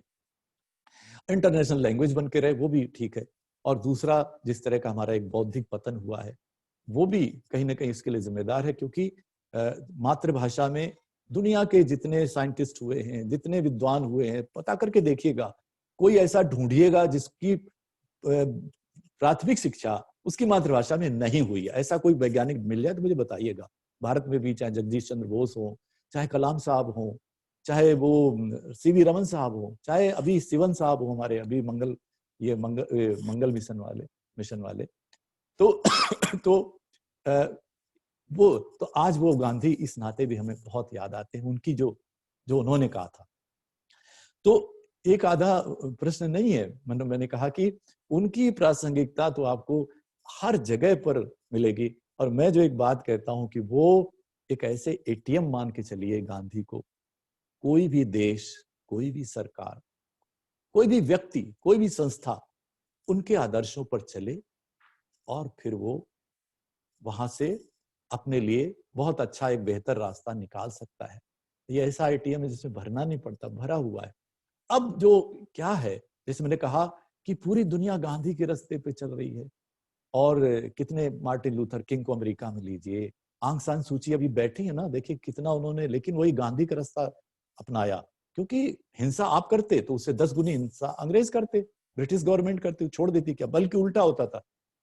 जो गांधी जी का जुलूस निकलता था जिसमें सब जब वो बिल्कुल अहिंसक रूप से शांतिपूर्ण ढंग से जुलूस निकालते थे तो उसमें वो गुंडे घुसा देते थे ताकि दुनिया में एक बदनामी हो कि देखो ये, मतलब उस आंदोलन को बदनाम किया जा सके। ये हमेशा ही होता है। तो ये होता था। और गांधी क्या कहते हैं, साधनों की पवित्रता। कहते हैं कि अगर वो अच्छे साधन नहीं होंगे तो आपको परिणाम भी सही नहीं किया। अब क्या हुआ, पाकिस्तान ने बहुत आतंकवादियों को पाला पोसा, फिर भुगता ना खुद भी। वो बच्चों तक उन्होंने नहीं बख्शा, 140 कितने बच्चे जो वहां पेशावर में मारे गए। तो वही है कि जब आप गलत रास्ता अपना के चलोगे तो वो आप पर ही पड़ेगा, कहीं ना कहीं आप भुगतोगे उसको। और इस तरह से लोकतंत्र की बात हो, हमारे मानवीय जो गरिमा की बात हो, हर जगह वही नजर आते हैं। हर जगह गांधी का जो रास्ता है। ये दुर्भाग्य कि हमारे देश में इतना दुष्प्रचार किया जा रहा है। अब उनको ऐसे बताया जाता है, एक धर्म विशेष के साथ उनको जोड़ा। अरे भाई, वो नोआखाली जो गए थे वहां तो हिंदू जो थे वो अल्पमत में थे, वहां हिंदुओं पे अत्याचार हुए थे। वो ये थोड़ी देख रहे थे कि वो इसलिए नहीं गए थे कि वहां नोआखाली में ये कम है वो ज्यादा, नहीं, उनके लिए सारे मनुष्य बराबर थे। वही उन्होंने जीवन में देखा था। उनको अब्दुल्ला जी ने बुलाया था जब वो बेरोजगार थे, और वहां उनकी जान बचाने वाले वहां भी वही थे। जब वहां पर वो दोबारा अफ्रीका जाते हैं, अफ्रीका सरकार कहती है रात में चुपचाप से निकल आइए वरना ये लोग हमला कर दे। उन पर दुष्प्रचार कर दिया गया था बहुत अखबारों में। तो अभी का मीडिया, अभी जो है मीडिया, वो ऐसे ही मीडिया वाले पहले भी इस तरह के रहे हिंदू। तो वो जब लेकिन कहते हैं नहीं हम तो दिन में ही निकलेंगे, फिर वो हमला होता है उनके ऊपर। वहां भी उनके एक मुस्लिम मित्र बचाते हैं। ऐसे जीवन में इतनी घटनाएं होती। तो बात उसकी नहीं है, बात तो है मनुष्यता पर उनका विश्वास है, इंसानियत पे भरोसा है। इसलिए वो कोई धर्म हो, कोई जाति हो, वो उस जमाने में जिस तरह का स्थितियां थी जाति को लेकर के, वो उस तरह का कार्यक्रम चलाते। वो पहले व्यक्ति हैं जो, बाद में अंबेडकर साहब भी उस परिदृश्य में आते हैं और एक तरह की करोड़ों लोगों को मुक्ति मिलती है। आज हम देश में जो उच्च पदों पर बैठे देख रहे हैं, वहां भी हमें गांधी को याद करना पड़ेगा। वो उस प्रासंगिकता को हमें नहीं भूलना है, वरना बहुत सारे लोग हम वंचित रह जाते हैं उनसे। तो कहां कहां तक आप उस तरह, मैं कहता हूं कि उन सारी चीजों को आप देखेंगे। और जैसे मैंने कहा कि वो एक भीतर उनके जो साहस था, और वो एक हाँ, एक जो असली बात जो मैं कह रहा था, वो इतने समय का इतना दबाव रहता है कि ये रहता है कि क्या चीज बताई जाए, क्या छोड़ी जाए। तो आप सोचिए, वो जब वो तरह तरह की यात्राएं जब करते रहते थे, तो जब सत्याग्रह के लिए यात्रा कर रहे थे तो एक जगह उन्होंने कहा पड़ाव डालते हैं बढ़िया, तो यहाँ पेड़ वेड़ लगे हैं बहुत अच्छे और पास से कुआं भी दिख गया, तो उन्होंने कहा चलो यहीं डेरा डालते हैं। अच्छा, तो वो डेरा तो डल गया, लेकिन वो वहां लोग, गांधी जी वहां कुएं में तो पानी नहीं है। अब कहना, अब देखो थकान इतनी हो गई है, अब ये बैठ लिए, अब तो हम यहीं रहेंगे, अब जो होगा। तो वो लोग जाते हैं दूसरे गांव से पानी वानी लेकर के आते हैं। अब इत्तेफाक ये होता है कि सब शाम वो वहीं डेरा डाले हुए थे, तो शाम को पता नहीं क्या हुआ, कैसे हुआ, तो वो कुएं से पानी निकल आता है। ये सच्ची घटना है। अब होता क्या कि गांव वाले वो ढोल मजीरा लेके और उनको गांधी बाबा भजन गाते आ जाते हैं। वो डांट लगाते हैं, कहते तुम क्या समझते हो कि अगर कोई कौवा आके बैठ गया किसी पेड़ पे, खुद कह रहे हैं, देखिए अगर एक बरगद के पेड़ पे कौवा आके बैठा और तभी बरगद का पेड़ गिर गया, तो क्या मतलब कौवे के वजन से गिर गया। अपना इतना उपहास खुद करते हैं कि देखो इस पानी में मेरा कोई योगदान नहीं, ये संयोग है, कैसे हुआ जो भी हुआ। और हमेशा ये बात कहते हैं कि उन्होंने कोई मत नहीं चलाया, उन्होंने कोई पंथ नहीं चलाया, जो देखा महसूस किया उस रास्ते पे चल निकले। अफ्रीका में जाते हैं बाल कटाने, वो नाई कहता हम काले लोगों के बाल नहीं काटते, लौट के आते हैं आईने के सामने खुद ही अपने बाल काट लेते हैं, आत्मनिर्भरता। कस्तूरबा गांधी को बच्चा होने को होता है, कोई नहीं मिलता, तो वो खुद उनका वो प्रसव करा देते हैं, क्योंकि उन्होंने चैरिटेबल हॉस्पिटल में काम करते थे, मैंने बताया 2 घंटे, तो वो ऐसे हैं कि जिस बात पर विश्वास करते हैं, कोई चले नहीं चले, वो उस रास्ते पे चल पड़ते हैं। निर्भीकता सिखाई उन्होंने, साहस सिखाया उन्होंने, हिम्मत सिखाई हमें, सच्चाई सिखाई हमें, सच्चाई के राह पे चलो, फिर जो होना है हो जाए। जीवन उन्होंने दांव लगाते कि बापू ऐसा कर लो। बापू जी को नहीं सूझा, उन्होंने कहा मर जाएंगे, लेकिन ये नेचुरोपैथी पर उन्होंने जैसे भरोसा किया, अब उन्होंने कहा ऐसे। तो उस तरह के प्रसंग आप पढ़ेंगे तो बहुत आपको अच्छा लगेगा। लेकिन वो अपने उसूलों पर दृढ़ रहे और उनके लिए, जैसे मैंने कहा, मनुष्य सर्वोपरि था। आइंस्टीन को हमें याद करना पड़ेगा, जिन्होंने कहा था कि जो आने वाली पीढ़ियां हैं उनके लिए सचमुच बहुत मुश्किल होगा इस बात पर विश्वास करना कि ऐसा कोई हाड़ मांस का कोई धरती पर उतरा था सचमुच का व्यक्ति। तो ये सचमुच है। अब आप उन सब चीजों को पढ़ेंगे तो आपको बड़ा एक कौतुक जैसा लगेगा, लेकिन गांधी एक सच्चाई थे। और अभी जो लोग लगे हैं, कुछ सरफिरे लोग, कुछ न जानने वाला ज्ञानी लोग, अब वो एक ऐसे व्यक्ति को देखिए, एक वो धारा चलती है, एक ऐसे व्यक्ति को वो हीरो बनाना चाहते हैं। उसने क्या किया, जिस देश में आजादी की लड़ाई चल रही थी और क्या लहर थी, यानी आजाद हिंद फौज में 13-14 साल के बच्चों को वो जाते ही हमें भर्ती कर लो। कहते बेटा तुम्हें कैसे भर्ती कर ले, सेना है, सेना थी बाकायदा। तो वो नहीं, तो वो क्या करते हैं, अपने सीनों पर, ये सच्ची घटनाएं हैं, अपने सीने पर गोला बांध के, हथगोला बांध के, और टैंक के, अंग्रेजी टैंक के ऊपर कूद जाते हैं। ऐसे अपना बलिदान दे देते। ऐसे बच्चे बलिदान दे रहे थे। कनकलता बरुआ 15-16 साल की किशोरी, और वो अपना बलिदान देती। 90 साल की मातंगिनी हाजरा, वो बलिदान देती। ऐसे देश में जब ऐसा स्वाधीनता संग्राम चल रहा था, तब वो 36 साल का वो नौजवान, उसको इतनी हिम्मत नहीं हुई कि वो किसी अंग्रेजी फौज और पुलिस तो छोड़ो, किसी इमारत पे कंकड़ी फेंक पाता। उसको हीरो बनाने चले। उसका बहादुरी सिर्फ इतनी थी कि उसने एक बहुत जर्जर काया के पिता समान निहत्थे एक इंसान को पर गोलियों से उनको छलनी कर दिया। कितना लोगों ने कहा बापू सुरक्षा ले लो, बहुत इस तरह की खबर, हमले पहले भी हो चुके थे। उन्होंने कभी कोई सुरक्षा नहीं ली कि नहीं, हम जैसा भी है, ये उन्होंने विश्वास ही नहीं किया सुरक्षा पे। तो वो हमेशा एक, मैंने कहा ना कि एक साधारण मनुष्य बन के रहे। और जब आजादी मिली, जब हम तो राष्ट्रपिता उनको बेशक कहते हैं, महात्मा, उन्होंने कहा, टैगोर जी ने कहा, नेताजी सुभाष चंद्र बोस को उनके सामने खड़ा कर देते जैसे कोई। लेकिन नेताजी सुभाष चंद्र बोस जब आजाद हिंद का पुनर्गठन करते हैं तो पहली ब्रिगेड का नाम क्या रखते हैं, महात्मा गांधी ब्रिगेड। दूसरी ब्रिगेड का नाम रखते हैं नेहरू ब्रिगेड। तो ये सुभाष चंद्र बोस है। और जब अपना उद्बोधन देते हैं, राष्ट्र के नाम संदेश देते हैं, वहां से आजाद हिंद रेडियो से, तब उनको महात्मा गांधी को देवता की तरह, भगवान की तरह उनको याद करते हैं। तो ये गांधी और सुभाष हैं। तो ये, और आप सोचिए कितना ही आप दुष्प्रचार कर लें, कितने ही व्हाट्सएप पे गंदे संदेश डाल लें, आप संदेश डाल लें, मैसेज डाल लें, झूठ मूठ फैला लें, कुछ कर लें, लेकिन उनका क्या करेंगे। इस देश की हर भाषा में, हर बोली में जो लाखों लोकगीत रचे गए हैं, उनमें से 90% जो लोकगीत हैं वो गांधी जी पर हैं, नेहरू जी पर हैं, सुभाष बाबू पे हैं, भगत सिंह पे भी हैं, लेकिन ज्यादा से 90% तक वो गांधी पर। अब उनका क्या करेंगे, जो दिनकर जी लिख गए हैं, जो मैथिली शरण गुप्त लिख गए हैं, जो रविन्द्रनाथ टैगोर लिख गए हैं, जो सारी भाषाओं के लोग महान कवि जो है लिख गए हैं, जो अंग्रेज विद्वान लिख गए हैं, जो अब दुनिया के दूसरे देशों से चल करके आते और गांधी जी के शिष्य बन जाते हैं, भीखा जी कामा हो, एनी बेसेंट हो, कितने नाम गिनाऊं मैं आपको। तो वो ऐसे तो वो गांधी हमारे हैं।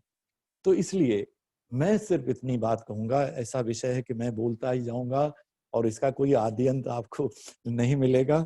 बहुत सारे बिंदु हैं, बहुत सारे विषय हैं, लेकिन मैं सिर्फ इतना जो है कहना चाहूंगा कि युवा पीढ़ी से कि मेहरबानी करके, कुछ नहीं तो गांधी जी के जो सत्य के प्रयोग हिंदी में, एन ऑटोबायोग्राफी जो है उनकी, my experiments with the truth, वो पढ़ डालिए। हिंदू स्वराज पढ़ लिया, फिर तो कहना ही क्या है। उनको जानिए, उनको समझिए। मेरे साथ भी एक उम्र होती है, मैं भी भगत सिंह का इतना प्रशंसक था, अभी भी हूँ, बहुत मानता हूँ। इस छोटी उम्र में जब दूसरे लोगों ने सोचा भी नहीं था, तब वो बलिदान करके दुनिया से विदा भी हो गए। महान व्यक्ति थे, महान चिंतक थे, महान विचारक थे। उनका कोटेशन है, आप चौंकेंगे अगर वो कहूंगा, भगत सिंह का बताता हूँ। भगत सिंह ने कहते हैं कि तलवारों और बंदूकों से क्रांति नहीं लाई जा सकती। क्रांति की तलवार विचारों की सान, सान मतलब जिसपे तलवार की धार डालते हैं, सान पर तेज होती। ये भगत सिंह का कोटेशन था, इसीलिए उन्होंने वो आवाजी बम डाला था। वो भी हिंसा में भरोसा नहीं करते थे, बाद में वो गांधी के रास्ते पे चल के बलिदान भी देते हैं अपना। तो वही मैं कह रहा हूँ कि ये मेहरबानी करके जितना दुष्प्रचार है उस पे बाहर आइए। और जैसे मैंने कहा, जब मैंने गांधी को समझा, फिर ईश्वर ने ऐसा मौका दिया, एनसीईआरटी ने मुझे कहा 5 नाटक लिखने के लिए कि कैसे वो मोहनदास से महात्मा गांधी बनते। जो जो घटनाएं होती हैं, जो उनके सत्य को लेकर के, वो अहिंसा को लेकर के, तरह तरह के जो घटनाएं होती, उससे उनके जीवन में एक बदलाव आता है। तो उन्हीं को मैंने पकड़ा है अपने नाटकों में। तो बहरहाल, तो मैं गांधी जी को जान पाया, मैं ईश्वर का। और अभी भी देखिए, जो गांधी अब वो नहीं है इस धरती पर, लेकिन बहुतों की रोजी रोटी उनकी बुराई करके ही चल रही है। अब वो तमाम ऐसे तुकबंदी करने वाले कवि पैदा हो गए जो इस तरह की उलझुल जो है कविताएं सुनाते हैं, तब उनकी रोजी रोटी तो चल रही, गांधी उनके काम भी आ रहा है। खैर, तो मैं चाहूंगा कि आप सब गांधी को पढ़ें, गांधी को जीवन में अपनाएं, उतारेंगे तो सच बात है आप फायदे में रहेंगे, आप बहुत कुछ सीखेंगे। पूरी दुनिया सीख रही है, पूरी दुनिया गांधी के रास्ते पर लौट रही है। और गांधी जी जो किया था, उन्होंने एक पद्धति, एक औजार बनाया था अहिंसा को। वैसे अहिंसा की बात तो महात्मा बुद्ध ने की थी, महात्मा आपके महावीर स्वामी ने की थी, तो वो अपनी जगह है। और भारत हमारा इसीलिए जाना जाता है। क्यों जाना जाता है? क्योंकि हम नदियों को पूजते हैं। क्यों पूजते हैं? पागल हैं क्या? क्यों पूजते हैं? ताकि हम नदियों को प्रदूषित ना करें। हम पहाड़, जितने मंदिर मिलेंगे वो पहाड़ पे जाके मिलेंगे। जगह की कमी थी क्या? अब लाखों एकड़ जमीन खाली पड़ी थी, क्यों वहां बनाने गए? ताकि पहाड़ों से हमारा रिश्ता बना रहे। तो गांधी ने वही किया जो हमारे भारतीय संस्कृति के मूल में है, प्रेम। दुनिया हमको इसी के लिए जानती है। और जिस दिन हम ये खत्म कर देंगे, जब तक हम ये अगर घृणा वाले, जो घृणावीर हमारे देश में बड़े पैदा हो गए, घृणा की फैक्ट्रियां चला रहे हैं, उनके चंगुल में फंस गए, तो हमारे में और दूसरे जो है बुरे देशों में कोई अंतर नहीं रह जाएगा। हमें विश्व गुरु इसीलिए माना जाता है कि हमने दुनिया को वसुधैव कुटुंबकम का नारा दिया। हमने प्रेम की बात की है, हमने सत्य की बात की, हमने अहिंसा की बात की है। तभी ना कितने दर्जनों देश हैं जो बौद्ध देश हैं। तभी है ना कि पूरी दुनिया में राम को लीजिए। अब हाँ, एक बात जो बहुत जरूरी है, जब वो आश्रम में लड़कियां आती हैं कि किसी ने छेड़छाड़ कर दी उनके साथ, तो गांधी क्या कहते हैं? कहते हैं तुम्हारे पास वो किचन में, रसोई घर में चाकू नहीं थे कि तुम चाकू से वार करती? यानी अहिंसा का मतलब एक औजार की तरह उन्होंने इस्तेमाल किया। वो कहते हैं कि तुम चाकू मारती उसको, आतताई को। उन्होंने थोड़ी कहा कि अब सेनाएं खत्म हो जाएंगी, सेनाएं मत रखो, ऐसा नहीं है। सिर्फ ये था। या वो कहते थे चरखा चलाओ, या मशीनों के विरोधी इसलिए थे कि मशीनें गुलाम बनाती हैं आदमी को।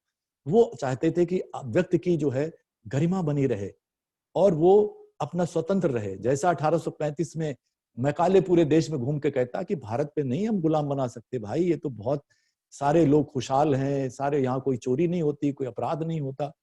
तो वो मैकाले वो वहां पे जाके ब्रिटिश पार्लियामेंट में कहता ऐसा ही था हमारा भारत, बिल्कुल सब उसके स्वाधीनता, आत्मनिर्भरता और एक प्रेम आपस का, गांव, उस तरह की संस्कृति हमारी थी।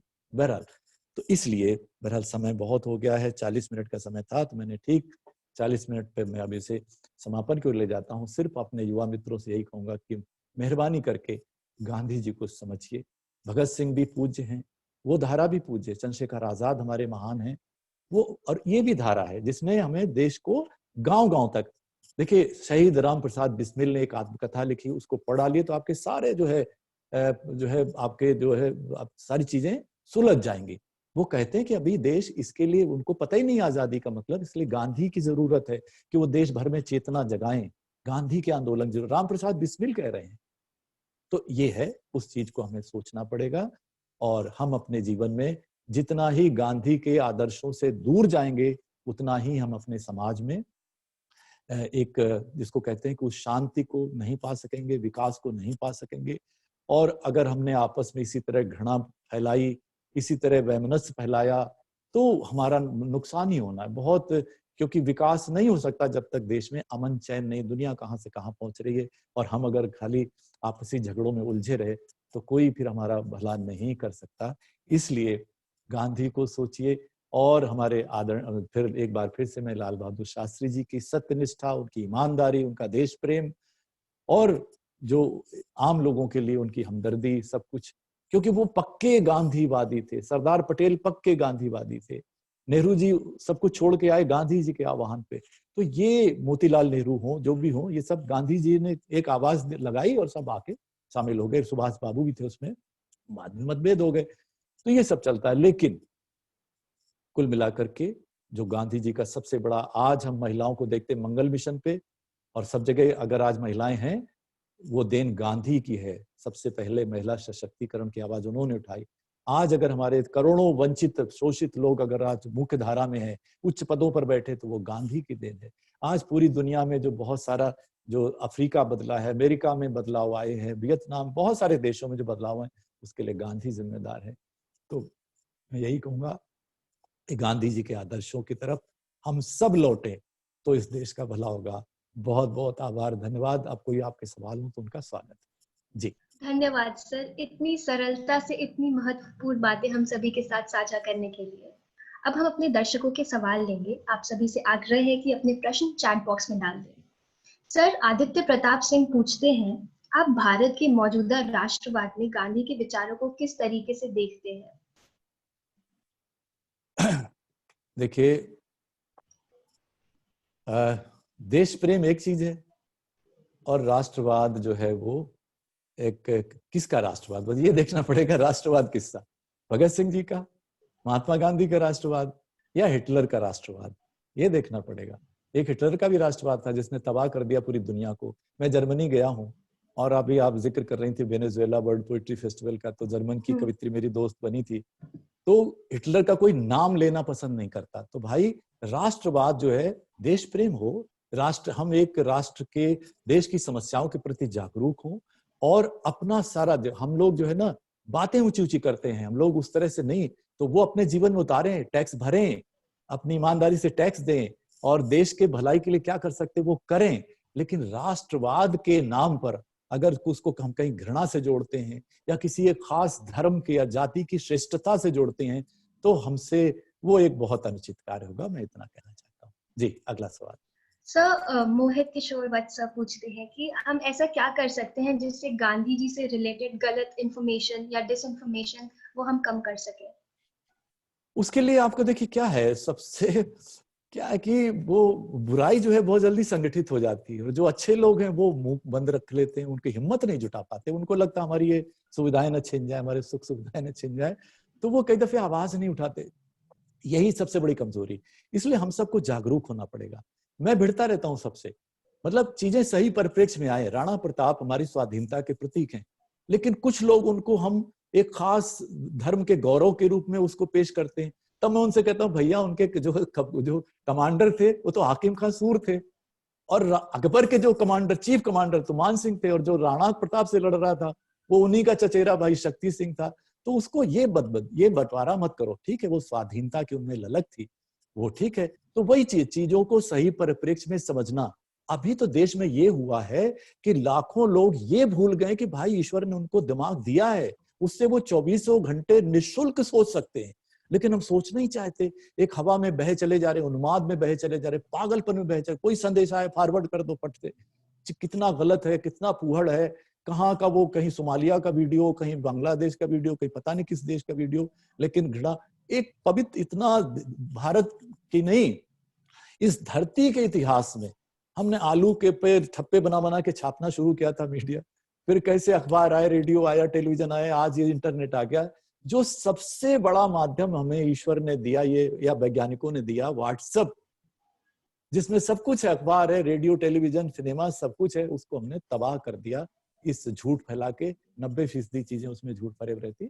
तो थोड़ा सा हमें सबको सतर्क रहना पड़ेगा, चीजों को समझना पड़ेगा, चीजों की तह में जाना पड़ेगा और तथ्य सामने रखना पड़ेगा। फिर वही बात है कि सच्चाई रखिए, तथ्य सामने रखिए। तो फिर जैसे एक अंधेरा हो ना, एक मोमबत्ती जला दीजिए, उजाला हो जाता है। तो वैसे ही आप ये मान करके चलिए कि ये सब चीजें, नकारात्मक चीजें चल नहीं पाती हैं, और हमेशा चलेगा तो दुनिया में प्रेम चलेगा, हमेशा सच्चाई जीतेगी। थोड़े दिन के लिए हो सकता है झूठ थोड़ा काम, जैसे ये दौर है, झूठ चल रहा है, अफवाहें चल रही है। मीडिया जिसका काम था चौथा स्तंभ, वो पूरा बर्बाद हुआ पड़ा है, तबाह हुआ पड़ा है, वो चाटुकारिता में लगा है। जो हमारे देश के गंभीर मुद्दे हैं, गरीबी, महंगाई, बेरोजगारी, ये उन पर जिक्र नहीं कर रहा है, तमाम सारी चीजें, और वो फालतू चीजों में लगा। तो ये दौर आते हैं, चलते रहते हैं, लेकिन हम सबको जहां भी हम हैं, वही गांधी का रास्ता क्या है कि कोई करे न करे, हम उस रास्ते पे बढ़ चलते हैं। तो वही रास्ता हमें अपनाना पड़ेगा। जी, अगला सवाल। सर, अगला सवाल है रोहित गुप्ता का, और वे पूछते हैं, नेल्सन मंडेला और महात्मा गांधी जी की दोस्ती किस तरह हुई? कैसे उन दोनों ने मिलकर दक्षिण अफ्रीका में संघर्ष की स्थापना की? नहीं, उनकी मित्रता नहीं है, वो तो बहुत बाद में आए ना। नेल्सन मंडेला जी तो कब अभी राष्ट्रपति, महात्मा गांधी गए तो 1948 में चले गए। वो उनके आदर्शों पर चले।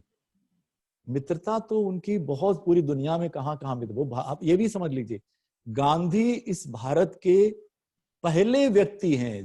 देखिए, उनके आदर्श गए गौतम बुद्ध के, वो एक अलग कहानी है, लेकिन गौतम बुद्ध तो नहीं गए थे ना महावीर। तो गांधी पहले व्यक्ति जिनका पूरी दुनिया पर इस तरह से प्रभाव पड़ा, ये भी हमें समझना पड़ेगा। जो जिस तरह से, तो वो नेल्सन मंडेला उनके फॉलोअर थे, उनके आदर्शों पे चलने वाले, उनसे प्रेरणा लिया उन्होंने, गांधी जी के संघर्ष से उन्होंने प्रेरणा ली और संघर्ष को आगे बढ़ाया और कामयाब हुए।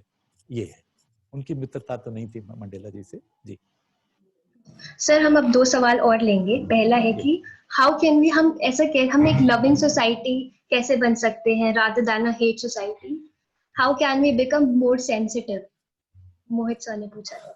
जी, ये बहुत बड़ी हमारा सवाल। ये संवेदनहीनता जो हमारे समाज में आ रही है, ये सबसे बड़ी समस्या। और हम ये जो विश्व गुरु बनने का ख्वाब देखते हैं, ये हमारा ख्वाब अधूरा रह जाएगा अगर हम ये अपने सारे जीवन मूल्यों से हटते चले गए। जिस देश में माता पिता, हमारे देश में क्या होता है कि हमारे तलाक के लिए कोई शब्द ही नहीं है, लाखों शब्द हैं संस्कृत में, लाखों हिंदी में है, लेकिन तलाक का कोई शब्द ही नहीं। क्यों? क्योंकि वो हमारी जीवन पद्धति है। तो दुनिया इसीलिए हमारे तरफ देखती है। हम वो जीवन मूल्य की मैं बात कर रहा हूँ। तो जिस देश में माता पिता का इतना सम्मान है कि रामचंद्र जी को सिंहासन, तो दशरथ कहते जंगल चले तो चले जाते हैं हंसी खुशी, अच्छा पिताजी। तो ये तो हमारे राम का आदर्श, वही गांधी जी के आदर्श थे, भगवान राम। तो ऐसे देश में अगर ये सब होगा, ये संवेदनहीनता होगी, संवादहीनता होगी, तो ये देश जो है बहुत गलत रास्ते पे चला जाएगा और जाएगा ही। इसलिए मैंने कहा ना कि हम अपने स्तर पे क्या कर सकते हैं, हम जहां भी हैं, जिस जगह पर भी हैं, वहां क्या कर सकते हैं। सही लोग, एक जो अब सही बात हम लोगों को बताएं। अगर हम कहीं लिख सकते हैं तो आज तो हमारे पास साधन है। जो मेरा जमाना था उसमें आपने ज्यादा से ज्यादा क्या कर सकते, अखबार में एक लेटर टू एडिटर भेज दिया, वो छापे नहीं छापे।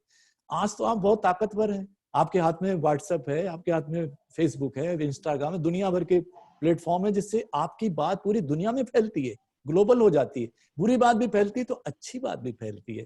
तो कहीं ना कहीं अपने जो भी साधन आपके पास उपलब्ध हैं, अपने घर में, मित्रों में, उनका लाभ उठाइए और आगे बढ़ के चेतना जगाइए। बुराई को, जो भी झूठ है उसका वो करिए, उसके सामने तथ्य रख दीजिए कि ये सच्चाई ये है। जी सर, हमारा आखिरी सवाल है कि आज की डेट में गांधी जी की आइडियोलॉजीज को हम कैसे फॉलो कर सकते हैं when the time has changed so much? Time को चेंज होने दीजिए।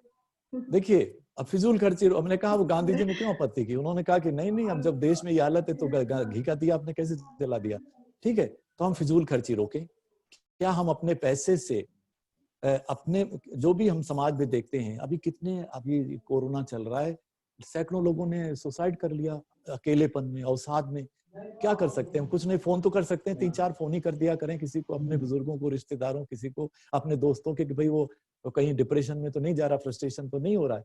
तो कुछ भी छोटे से छोटा काम, गांधी यही सिखाते थे कि भाई कुछ उसमें ना चलो, आप खुद आगे बढ़ के जो भी अच्छा काम अपने स्तर पे आप, अगर आपके पास पैसे हैं, किसी की मदद कर सकते हो वो कर दो, किसी को शिक्षा दे सकते हो, पढ़ा सकते हो पढ़ा दो।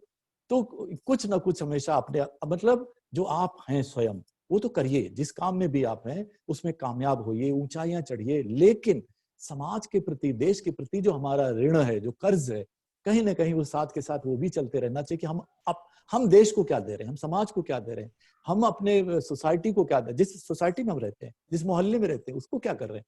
तो कहीं ना कहीं हमें अपना हमने एक दायरा छोटा कर रखा है, खुद ब खुद उस दायरे को बड़ा करना पड़ेगा, अपने सोच को बड़ा करना पड़ेगा, और फिर आप जो भी करेंगे देश हित में करेंगे, वो अच्छा होगा।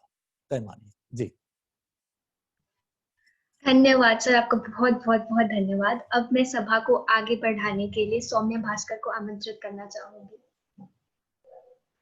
धन्यवाद सर, इतने सुंदर और प्रोत्साहित करने वाले शब्दों को हम सभी से साझा करने के लिए।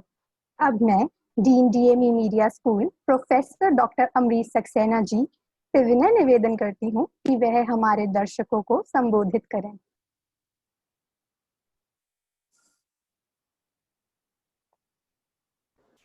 सर अनम्यूट कर लीजिए अपना।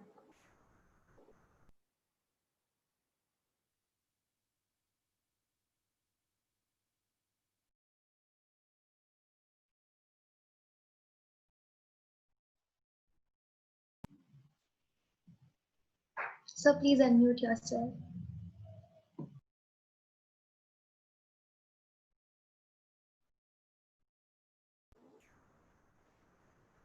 So please unmute yourself. So you are not audible. Yes. So it's again muted.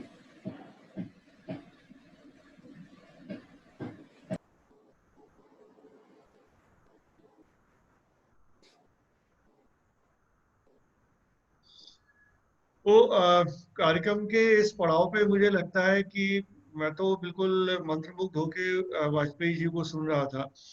तो और अब सुनने के साथ साथ उसका चिंतन मनन कर रहा था, उसके बाद भी सोच रहा हूँ जो उन्होंने कहा था। तो जो हमारी जो सबसे खास बात है जो उन्होंने कही कि हमारा जो थिंकिंग प्रोसेस है, हमारा जो सोचने समझने की क्षमता है, जो मैं हमेशा कहता भी हूँ स्टूडेंट से, उसको आपको ऑन करके रखना है, उसको स्विच ऑफ नहीं करना है, उसको ऑन करके रखना है। आप जो भी सुनते हैं सोचिए समझिए और उन चीजों को आप कैसे लाइफ में आगे बढ़ा सकते हैं, कैसे अपने साथ के लोगों के लिए कुछ अच्छा कर सकते हैं, कैसे अपने लिए अच्छा कर सकते हैं, क्योंकि जब आप अच्छे होंगे, आप कुछ अच्छा करेंगे तो समाज का भला ही करेंगे।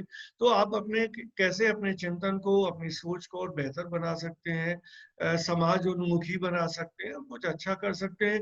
तो निश्चित रूप से वही गांधी का रास्ता है जो इतनी देर से वाजपेयी जी ने आप सबको समझाने की कोशिश की, और वो सबके लिए अच्छा है, देश के लिए अच्छा है, समाज के लिए अच्छा है, हम सबके लिए अच्छा है।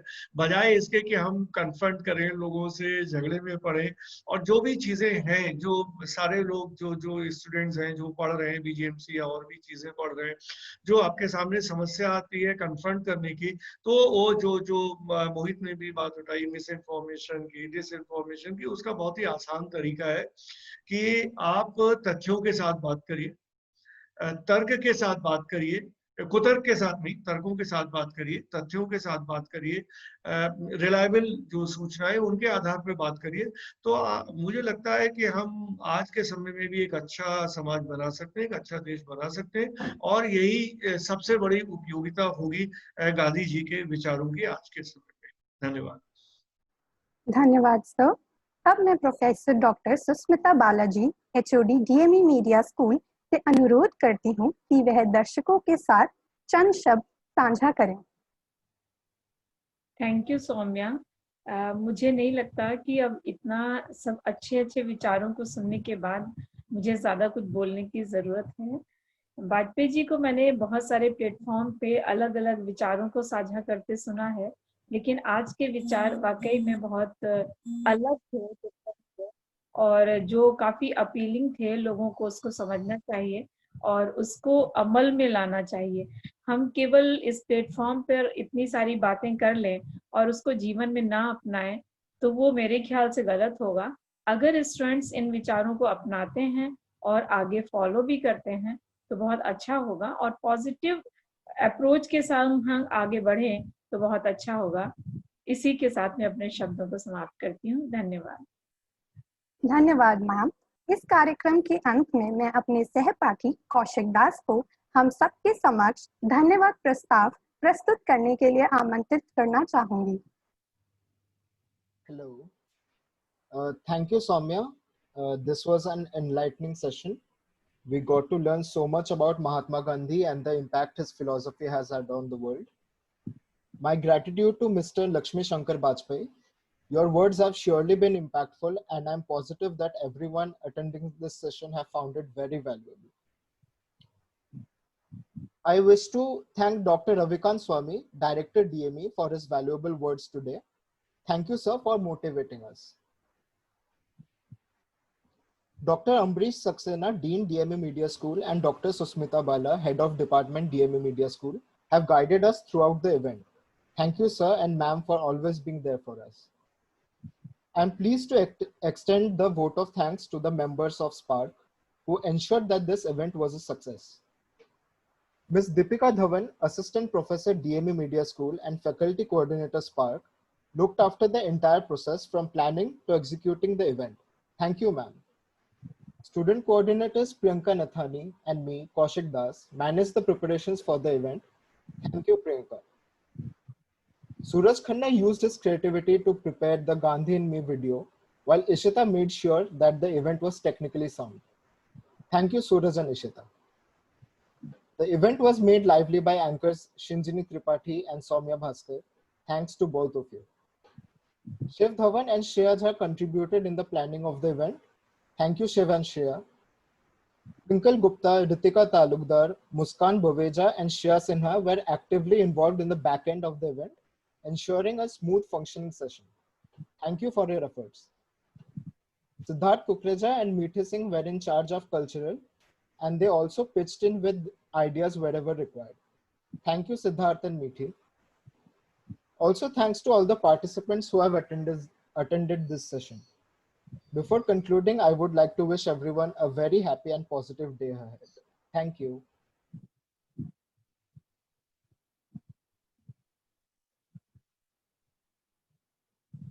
DME has embraced digital paradigm shift by adopting technology-based learning. Unlike other colleges, we adopted a two-step strategy. In step 1, teachers would be preparing the videos, students would be watching them. In step 2, the student would be coming to the tutorial, clarifying the doubts, making the presentations, and discuss with the teacher. At DME, we have invested in the best in the class academic ERP, which allows us to have a 360-degree robust communication amongst all the stakeholders, students and faculty members. DME's virtual learning mechanism is no less than real-time classroom teaching, wherein the students are provided the pool of e-learning resources in the form of PPTs, video lectures, and online classes in a very student-friendly environment. There is no need of mental blocks. Online teaching is as effective and interesting as offline teaching. Let the students enjoy this new mode of education. In DME, we believe in quality education. We take care of our students. We want to see them happy. Mental and emotional health are one of the most challenging issues of present times. DME Mentoring Cell takes care of that. Not just this, we go beyond academic curriculum to instill the most important employability skills in our students.